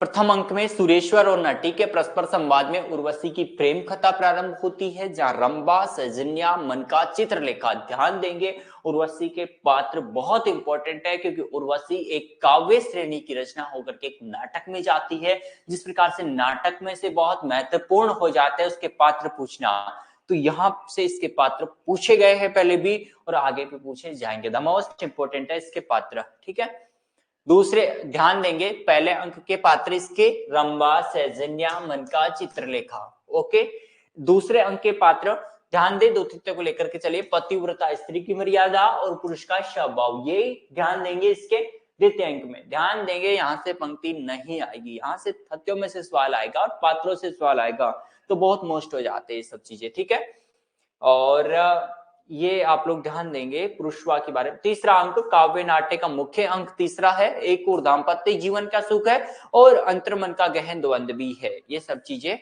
तो जो आज का जो मानवीय द्वंद है वो तीसरे अंक में दिखाई देता है दिनकर जी, तीसरे अंक में बहुत अच्छे से। चौथे अंक के अंदर च्यवन की अपिसु कन्या के आश्रम में उर्वशी पुरूरवा के पूर्व आयु का पालन पोषण होता है, जहां च्यवन व सुकन्या को दाम्पत्य प्रेम का चित्रण होता है, इंपोर्टेंट। चौथे अंक की विषय वस्तु। पांचवें अंक में सुकन्या उर्वशी और पुरूरवा के पूरे आयु को प्रतिष्ठापन ले आती है, भरत मुनि के श्राप फलित होता है और उर्वशी अदृश्य हो जाती है और पुरूरवा संन्यास ले लेता है। ये पंचम अंक की विषय वस्तु है। अब देंगे विशेष। 5 अंकों का गीति नाट्य है, इंपोर्टेंट। आख्यान और पौराणिक पात्रों को दिनकर ने नए अर्थ जोड़ने चाहे, बिल्कुल जोड़ना चाहे। प्रेम और सौंदर्य का काव्य है, इंपोर्टेंट। उर्वशी को दिनकर ने 1972 का ज्ञानपीठ पुरस्कार मिला था, द मोस्ट इंपोर्टेंट तथ्य। ओके, ध्यान रखेंगे। कुछ लोग इस रचना को प्रबंध काव्य मानते हैं, प्रबंध काव्य की समीपता की दृष्टि से देखा जाता है। उर्वशी की भाषा अलंकृत तो संस्कृत निष्ठ है, इसमें कोई शक नहीं है। तृतीय अंक में केवल उर्वशी और पुरूरवा का ही संवाद है, बिल्कुल सत्य कथन है, ध्यान देंगे, इंपोर्टेंट है। 5 अंकों में है। पुरुष पात्रों की बात करें, इंपोर्टेंट है पात्र, इसलिए पुरूरवा वैदिक, ये पुरूरवा महर्षि चयन वेदकालीन आरसी आयु, ये आप लोग महर्षि आयु ये सब चीज देख लेंगे आप लोग। महामाते विश्वमना सूत्रधार स्त्री पात्र इंपोर्टेंट है। सैजन्या रंभा मेनका और चित्रलेखा द मोस्ट इंपोर्टेंट पात्र है। निपुणिका और मदानिका भी बहुत मोस्ट पात्र है। सुकन्या और अपाल्या ये भी बहुत मोस्ट पात्र है। सुकन्या, अपाला, निपुणिका, मदानिका, सैजन्या, रंभा, मेनका और चित्रलेखा, इस प्रकार से ही आप लोग ध्यान देंगे। यहाँ पर 4 और 4 8 जो स्त्रियां पात्र है, मोस्ट इंपोर्टेंट है। अब हम बात करते हैं रश्मिरथी। यशस्वी काव्य का आधार महाभारत को आधार बनाया गया है। रश्मिरथी में इंपोर्टेंट दिनकर जी ने खंड काव्य श्रेणी की रचना है और वीर और दानीकरण के ध्यान देंगे, वीर रस से उत्प्रोत रचना है। प्रकाशन वर्ष 1952 है। खंड काव्य श्रेणी की रचना है। महाभारत से विषय वस्तु ली गई है, इंपोर्टेंट है। 7 सर्गों में विभाजित रचना है। 5 तथ्य यहीं पर आ चुके हैं इसके। ठीक है, रश्मिरथी का अर्थ होता है वह व्यक्ति जिसका रथ रश्मि और पूर्णिका है। इस काव्य में रश्मिरथी नाम का करण है, इंपोर्टेंट है। रश्मिरथी नाम की जो संज्ञा है वो करण को है, क्योंकि उसका चरित्र अन्योत पुण्यतम और प्रकाश में ठहरता है, इंपोर्टेंट है। अब हम बात करते हैं नागार्जुन जी की, बहुत मोस्ट है यहाँ पर। इसकी कालिदास जो कविता है वो सतरंगे पंखों वाली में संग्रहित है। सतरंगे पंखों वाली की बात करें 1959 की यह रचना ठहरती है। बादल को गिरते देखा है कविता की बात करें तो युगधारा कविता संग्रह में संग्रहित है। युगधारा का प्रकाशन वर्ष 1953 है। मनुष्य हूं कविता की बात करें तो यह भी युगधारा में संग्रहित है। युगधारा 1953 का संग्रहित, ध्यान दें इनका काव्य संग्रह है। अकाल और उसके बाद 1952 की कविता है और यह सतरंगे पंखों वाली में ही संग्रहित है। सतरंगे पंखों वाली का प्रकाशन वर्ष 1959 है। खुरदरे पैर इनकी कविता है। खुरदरे पैर भी सतरंगे पंखों वाली ही इनकी कविता है। शासन की बंदूक 1966 की इनकी कविता है। ध्यान देंगे सतरंगे पंखों वाली 1959 संग्रह में संकलित अन्य महत्वपूर्ण कविताओं और उसके बाद सिंदूर, तेलांकित, ये सब चीजें आप लोग देख लेंगे एक बार। नागार्जुन जी द्वारा रचित बहुचर्चित और भावना प्रधान है बिल्कुल सतरंगे पंखों वाले। विषय वस्तु में कालिदास की 3 कृतियों की वर्णित कथाओं का विवरण है। कालिदास की रघुवंश महाकाव्य इंपोर्टेंट देंगे, कुमार संभव इंपोर्टेंट, मेघदूत इंपोर्टेंट। ठीक है, तीनों का जिक्र इसमें आएगा, इंपोर्टेंट है ये। और इसके बारे में विशेष में आप लोग ध्यान रखेंगे कि कवि की भावुकता के साथ साथ में उनके सूक्ष्म चिंतन को ये कविता व्यक्त करती है। ठीक है, और शिव द्वारा कामदेव के वश में होने का प्रसंग आता है और संस्कृत में ये आप लोग ध्यान रख लेंगे। कालिदास की काव्य पंक्तियां, इंदुमती के मृत्यु शोक से अज रोया तुम रोए थे, कालिदास सच बतलाना, ये सब इंपोर्टेंट देख लेंगे आप लोग। बादल को गिरते देखा, विषय वस्तु कविता हिमालय पर्वत के सौंदर्य पर आधारित है, इंपोर्टेंट। प्रकृति चित्रण पर आधारित कविता है नागार्जुन जी की और संगीतात्मकता है, इंपोर्टेंट। तत्सम शब्द बिल्कुल मिलेंगे। तिब्बत यात्रा के दौरान हिमालय के सौंदर्य पर लिखी कविता, द मोस्ट इंपोर्टेंट थत्ते, तिब्बत यात्रा का ध्यान रखेंगे। इसके बाद में ये इनकी इससे पंक्तियां इंपोर्टेंट है, थोड़ा सा ये पंक्ति देख लेंगे कि कहा गया धनपति कुबेर वह, कहाँ गई वह अलका, नहीं ठिकाना कालिदास के व्योम प्रवाही गंगा जल का। इसके बाद में आप लोग मनुष्य है, मनुष्य मानवतावादी कविता है, मानवतावाद पर है, मजदूर और किसानों को समर्पित है और कवि के अनुसार मनुष्य को मनुष्य समझे जाए, भेदभाव न हो, अर्थात जो मनुष्य जिसकी श्रेणी का है उसे उसकी श्रेणी में स्थान मिलना चाहिए। इसका बखान यहाँ पर किया है। प्रगतिवादी सोच से ओतप्रोत कविता है, ये दिख रही है ऊपर से ही। ठीक है, अकाल और उसके बाद की विषय वस्तु की बात करें कि 8 पंक्ति की, केवल 8 पंक्ति कविता है। कवि ने प्रथम 4 पंक्तियों में अकाल के समय की स्थिति और अंतिम 4 पंक्तियों में अकाल के बाद की स्थिति का दृश्य का वर्णन इसमें क्या है, ये सब देख लेंगे। और प्रथम 4 पंक्तियों में कई दिनों तक, अंतिम 4 पंक्तियों में कई दिनों के बाद की आवृत्ति, ये देख लेंगे आप लोग, कई दिनों की तक है और कई दिनों के बाद वाली। ये थोड़ा सा थत्ते में आप लोगों से पूछा जा सकता है। ठीक है दोस्तों, खुरदरे पैर, विषय वस्तु रक्षा चालक के जीवन का अंकन किया गया है, इंपोर्टेंट। प्रगतिशील विचार वो तो रहेंगे नागार्जुन जी के अंदर, मजदूरों के प्रति सहानुभूति ये भी मिल जाएगी और सहज भाव भाषा का ये भी मिल जाएगा नागार्जुन जी के बारे में। शासन की बंदूक की बात करें, सत्ता व्यवस्था में दमन चक्र की ओर संकेत किया, 5 दोहों का संकलन है, इंपोर्टेंट। और कवि शासन के खिलाफ गैर समझौतावादी रुख अपनाता है, कांग्रेस सरकार के खिलाफ लिखा गया, मोस्ट इंपोर्टेंट है यह। आखिरकार इसमें एक व्यक्तिगत कांग्रेस को निशाना बनाया गया, तो वो मोस्ट इंपोर्टेंट है। जनवादी चेतना, अनुप्रास, विनोबा भावे का जिक्र है, important Thatte number 1, important Thatte number 2, Vinoba Bhave और कांग्रेस दोनों का इंपोर्टेंट ध्यान रखेंगे आप लोग। इसके बाद में आगे की बात करें, कलगी बाजरे की 1949, इंपोर्टेंट, हरिदास सनबर में संग्रहित है। हरिदास सनबर 1949 हरिदास सनबर में संग्रहित है। यदि अकेला 1952, बावरा अयेरी 1954 में संग्रहित है। असाध्य वीणा आंगन के पार द्वार, आंगन के पार द्वार के लिए इन्हें साहित्य सम्मान से नवाजा जा चुका है भाई, इंपोर्टेंट है।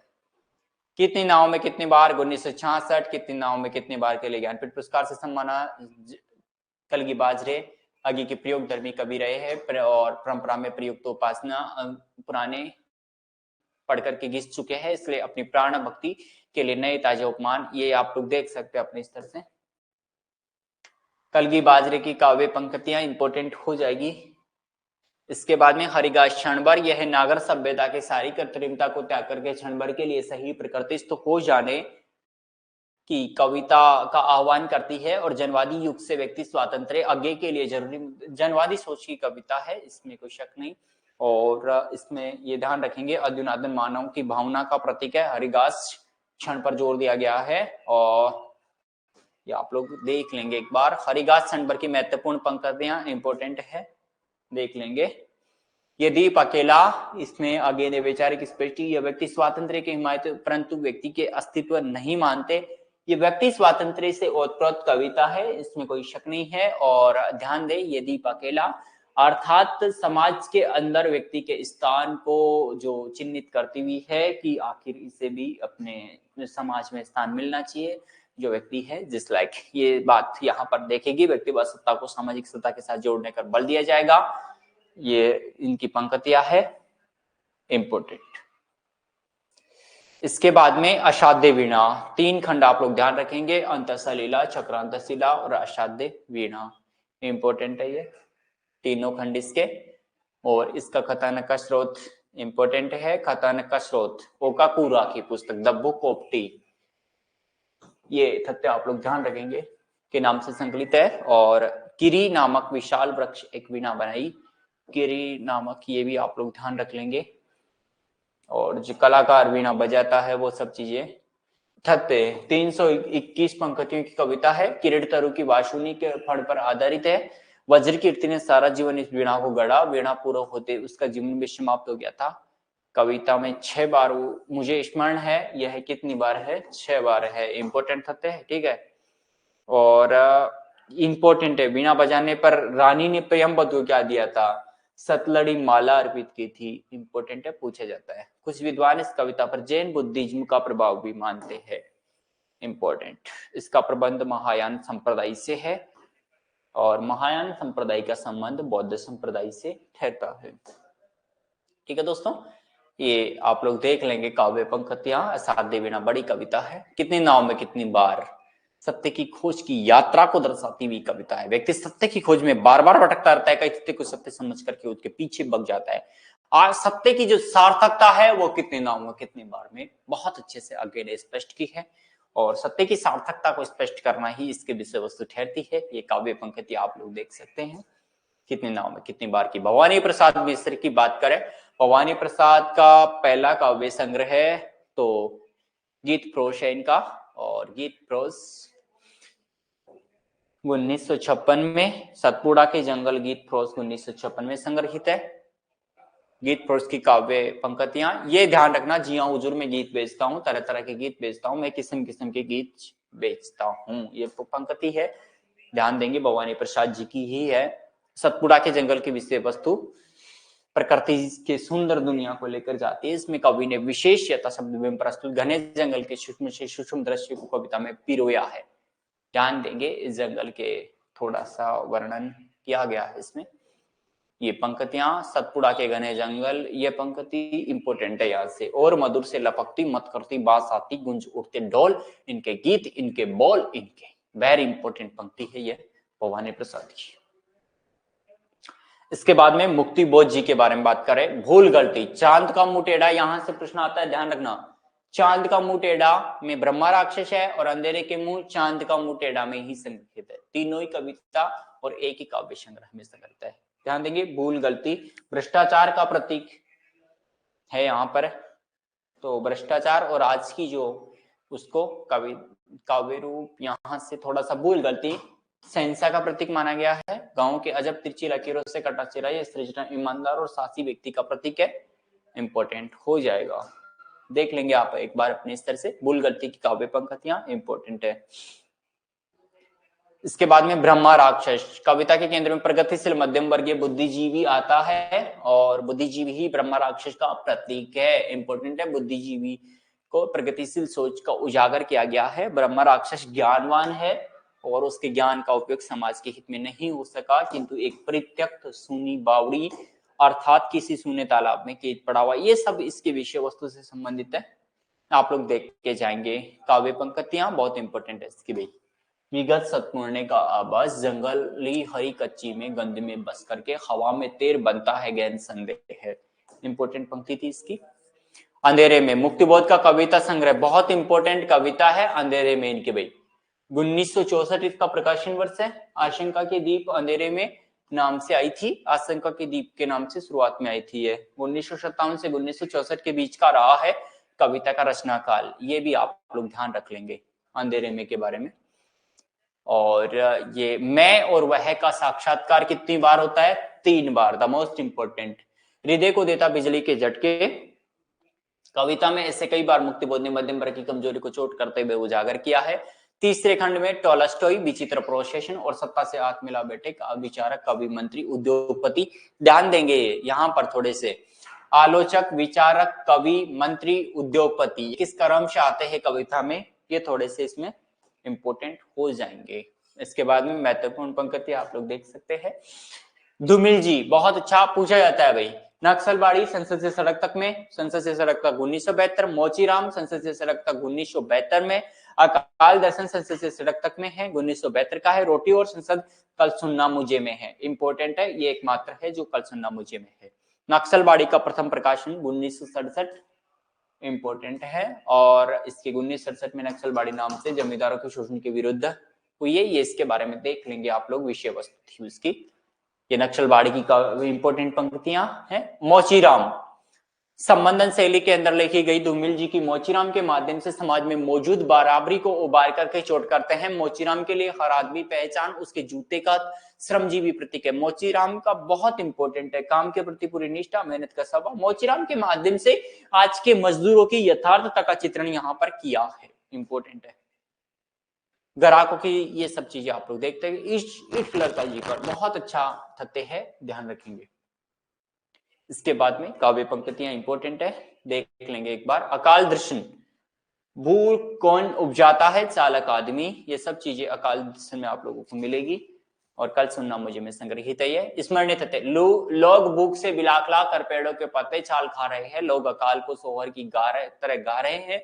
सत्ता कभी गाय धर्म, कभी हाय बाहरी विपदा। तो थोड़े से ये प्रत्येक का आप लोग ध्यान रखेंगे और इनको देख लेंगे एक बार। अकाल दर्शन की महत्वपूर्ण काव्य पंक्तियां अपने स्तर से। रोटी और संसद बहुत इंपॉर्टेंट, एक आदमी रोटी बेचता है, एक आदमी रोटी खाता है, एक तीसरा आदमी है जो न रोटी बेलता है, जो न रोटी खाता है वह सिर्फ रोटी से खेलता है। मैं पूछता हूं ये तीसरा आदमी कौन है? मेरे देश की संसद मौन है। इंपॉर्टेंट पंक्ति है, बहुत इंपॉर्टेंट पंक्ति।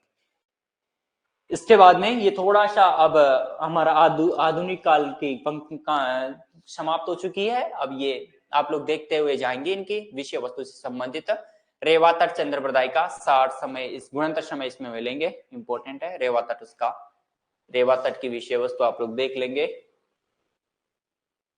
ये प्राचीन काल से संबंधित उल्लेखित स्थान कन्नौज, गजनी, दिल्ली, देवगिरी, लाहौर, ये थोड़ा सा ध्यान रखेंगे। रेवा तट में 5 स्थानों का जिक्र है। रंबा और मेनका अप्सरा के मध्य भी उल्लेख है। प्रयुक्त छंद है दोहा, कवित, अरिल, गाथा, टाटक, कुंडलिया और छंद कंठो। ये ध्यान रखेंगे 11 छंद है इसमें। पृथ्वीराज रासो में सारे छंदी ने चंद्रप्रदाय कवित संज्ञा की दी है। छंद प्रदों के कवित के लक्षणों से नहीं मिलते क्योंकि ये कविता है। वे छप्पे छंद जो उनका एक प्रसिद्ध छंद है वो भी इसमें मिलता है। ये जायसी ग्रंथावली के बारे में आप लोग देखते हुए जाएंगे इनकी विषय वस्तु को।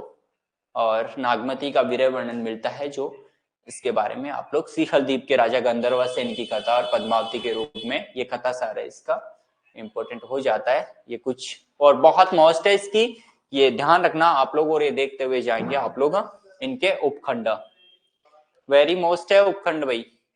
इसके बाद में सूरदास का भरमर गीत जो रामचंद्र शुक्ल द्वारा है, स्कंद 10वें स्कंद से इसकी विषय वस्तु है, ये आप लोग देख लेंगे एक बार अपने स्तर से। तुलसीदास का रामचरितमानस का उत्तरकांड, इसके ऊपरी तौर से आप लोग इसमें कौन सा छंद का प्रयोग किया गया है और कहाँ जो इसके मूल उस स्थान वगैरह तथ्य से संबंधित तथ्य देख लेंगे। बाकी अंदर तो आप लोग क्या ही जाएंगे इसके विषय वस्तु जो इसके पद्यों पर, क्योंकि अब इतना समय नहीं है। बिहारी सतसई के दोहे आप लोग देखते हुए जाएंगे एक बार। 713 और 716, 719 ध्यान देंगे, ये तीनों ही मिलते हैं इसके बारे में। 5 सोठे और 713 छंद है, इस प्रकार से सोठे और छंद के बारे में पूछे तो। और ये 5 टीकाएं इंपॉर्टेंट है, यहां से प्रश्न आता है। नवल किशोर प्रेस की प्रथम, भारतीय जीवन, लालू लाल जी की लाल चंद्रिका, परमानंद जी भूषण जी और सरदार कवि की टीका। ये 5 टीकाएं आप लोग देख लेंगे एक बार अपने स्तर से। ये जूही की कली की विषय वस्तु थोड़ा सा ये आधुनिक काल की आ गई है भाई, थोड़ा गलती से लग गई है, कोई ना। इस प्रकार से हमारी यूनिट 5 समाप्त हुई है दोस्तों। और यूनिट 5 में से द मोस्ट इंपोर्टेंट है आधुनिक काल की कविताएं, जो मैंने मुख्य बिंदु आप लोगों के सामने डिस्कस किए। बाकी और सब चीजें आप लोग थोड़ा सा देख लेंगे, और बाकी कविता संग्रह और कविता संग्रह का प्रकाशन वर्ष और कविता कौन से कविता संग्रह में लगी हुई है, वो सब चीजें आप लोग देख लेंगे। और बाकी अगर कोई दिक्कत रहेगी तो आप लोग बिल्कुल अगले यूनिट में पूछ लेंगे। कल से हम यूनिट नंबर 6 शुरू करेंगे, उपन्यास, वो भी हमारा 2 दिन चलेगा और उसमें कुल 14 उपन्यासों पर हम चर्चा करेंगे। और बहुत अच्छे से हम लोग, अब हमारा गद्य पाठ्यक्रम चालू हो चुका है। गद्य पाठ्यक्रम में पूरे में से पूरे एकदम बिल्कुल हम लोग निशाना बना करके चलेंगे दोस्तों। तो गद्य टेक्स्ट पर ध्यान देंगे कल से, और कल यूनिट नंबर 6 के लिए तैयार होके आएंगे। ठीक है, आज के लिए इतना ही दोस्तों। Thank you so much all the guys.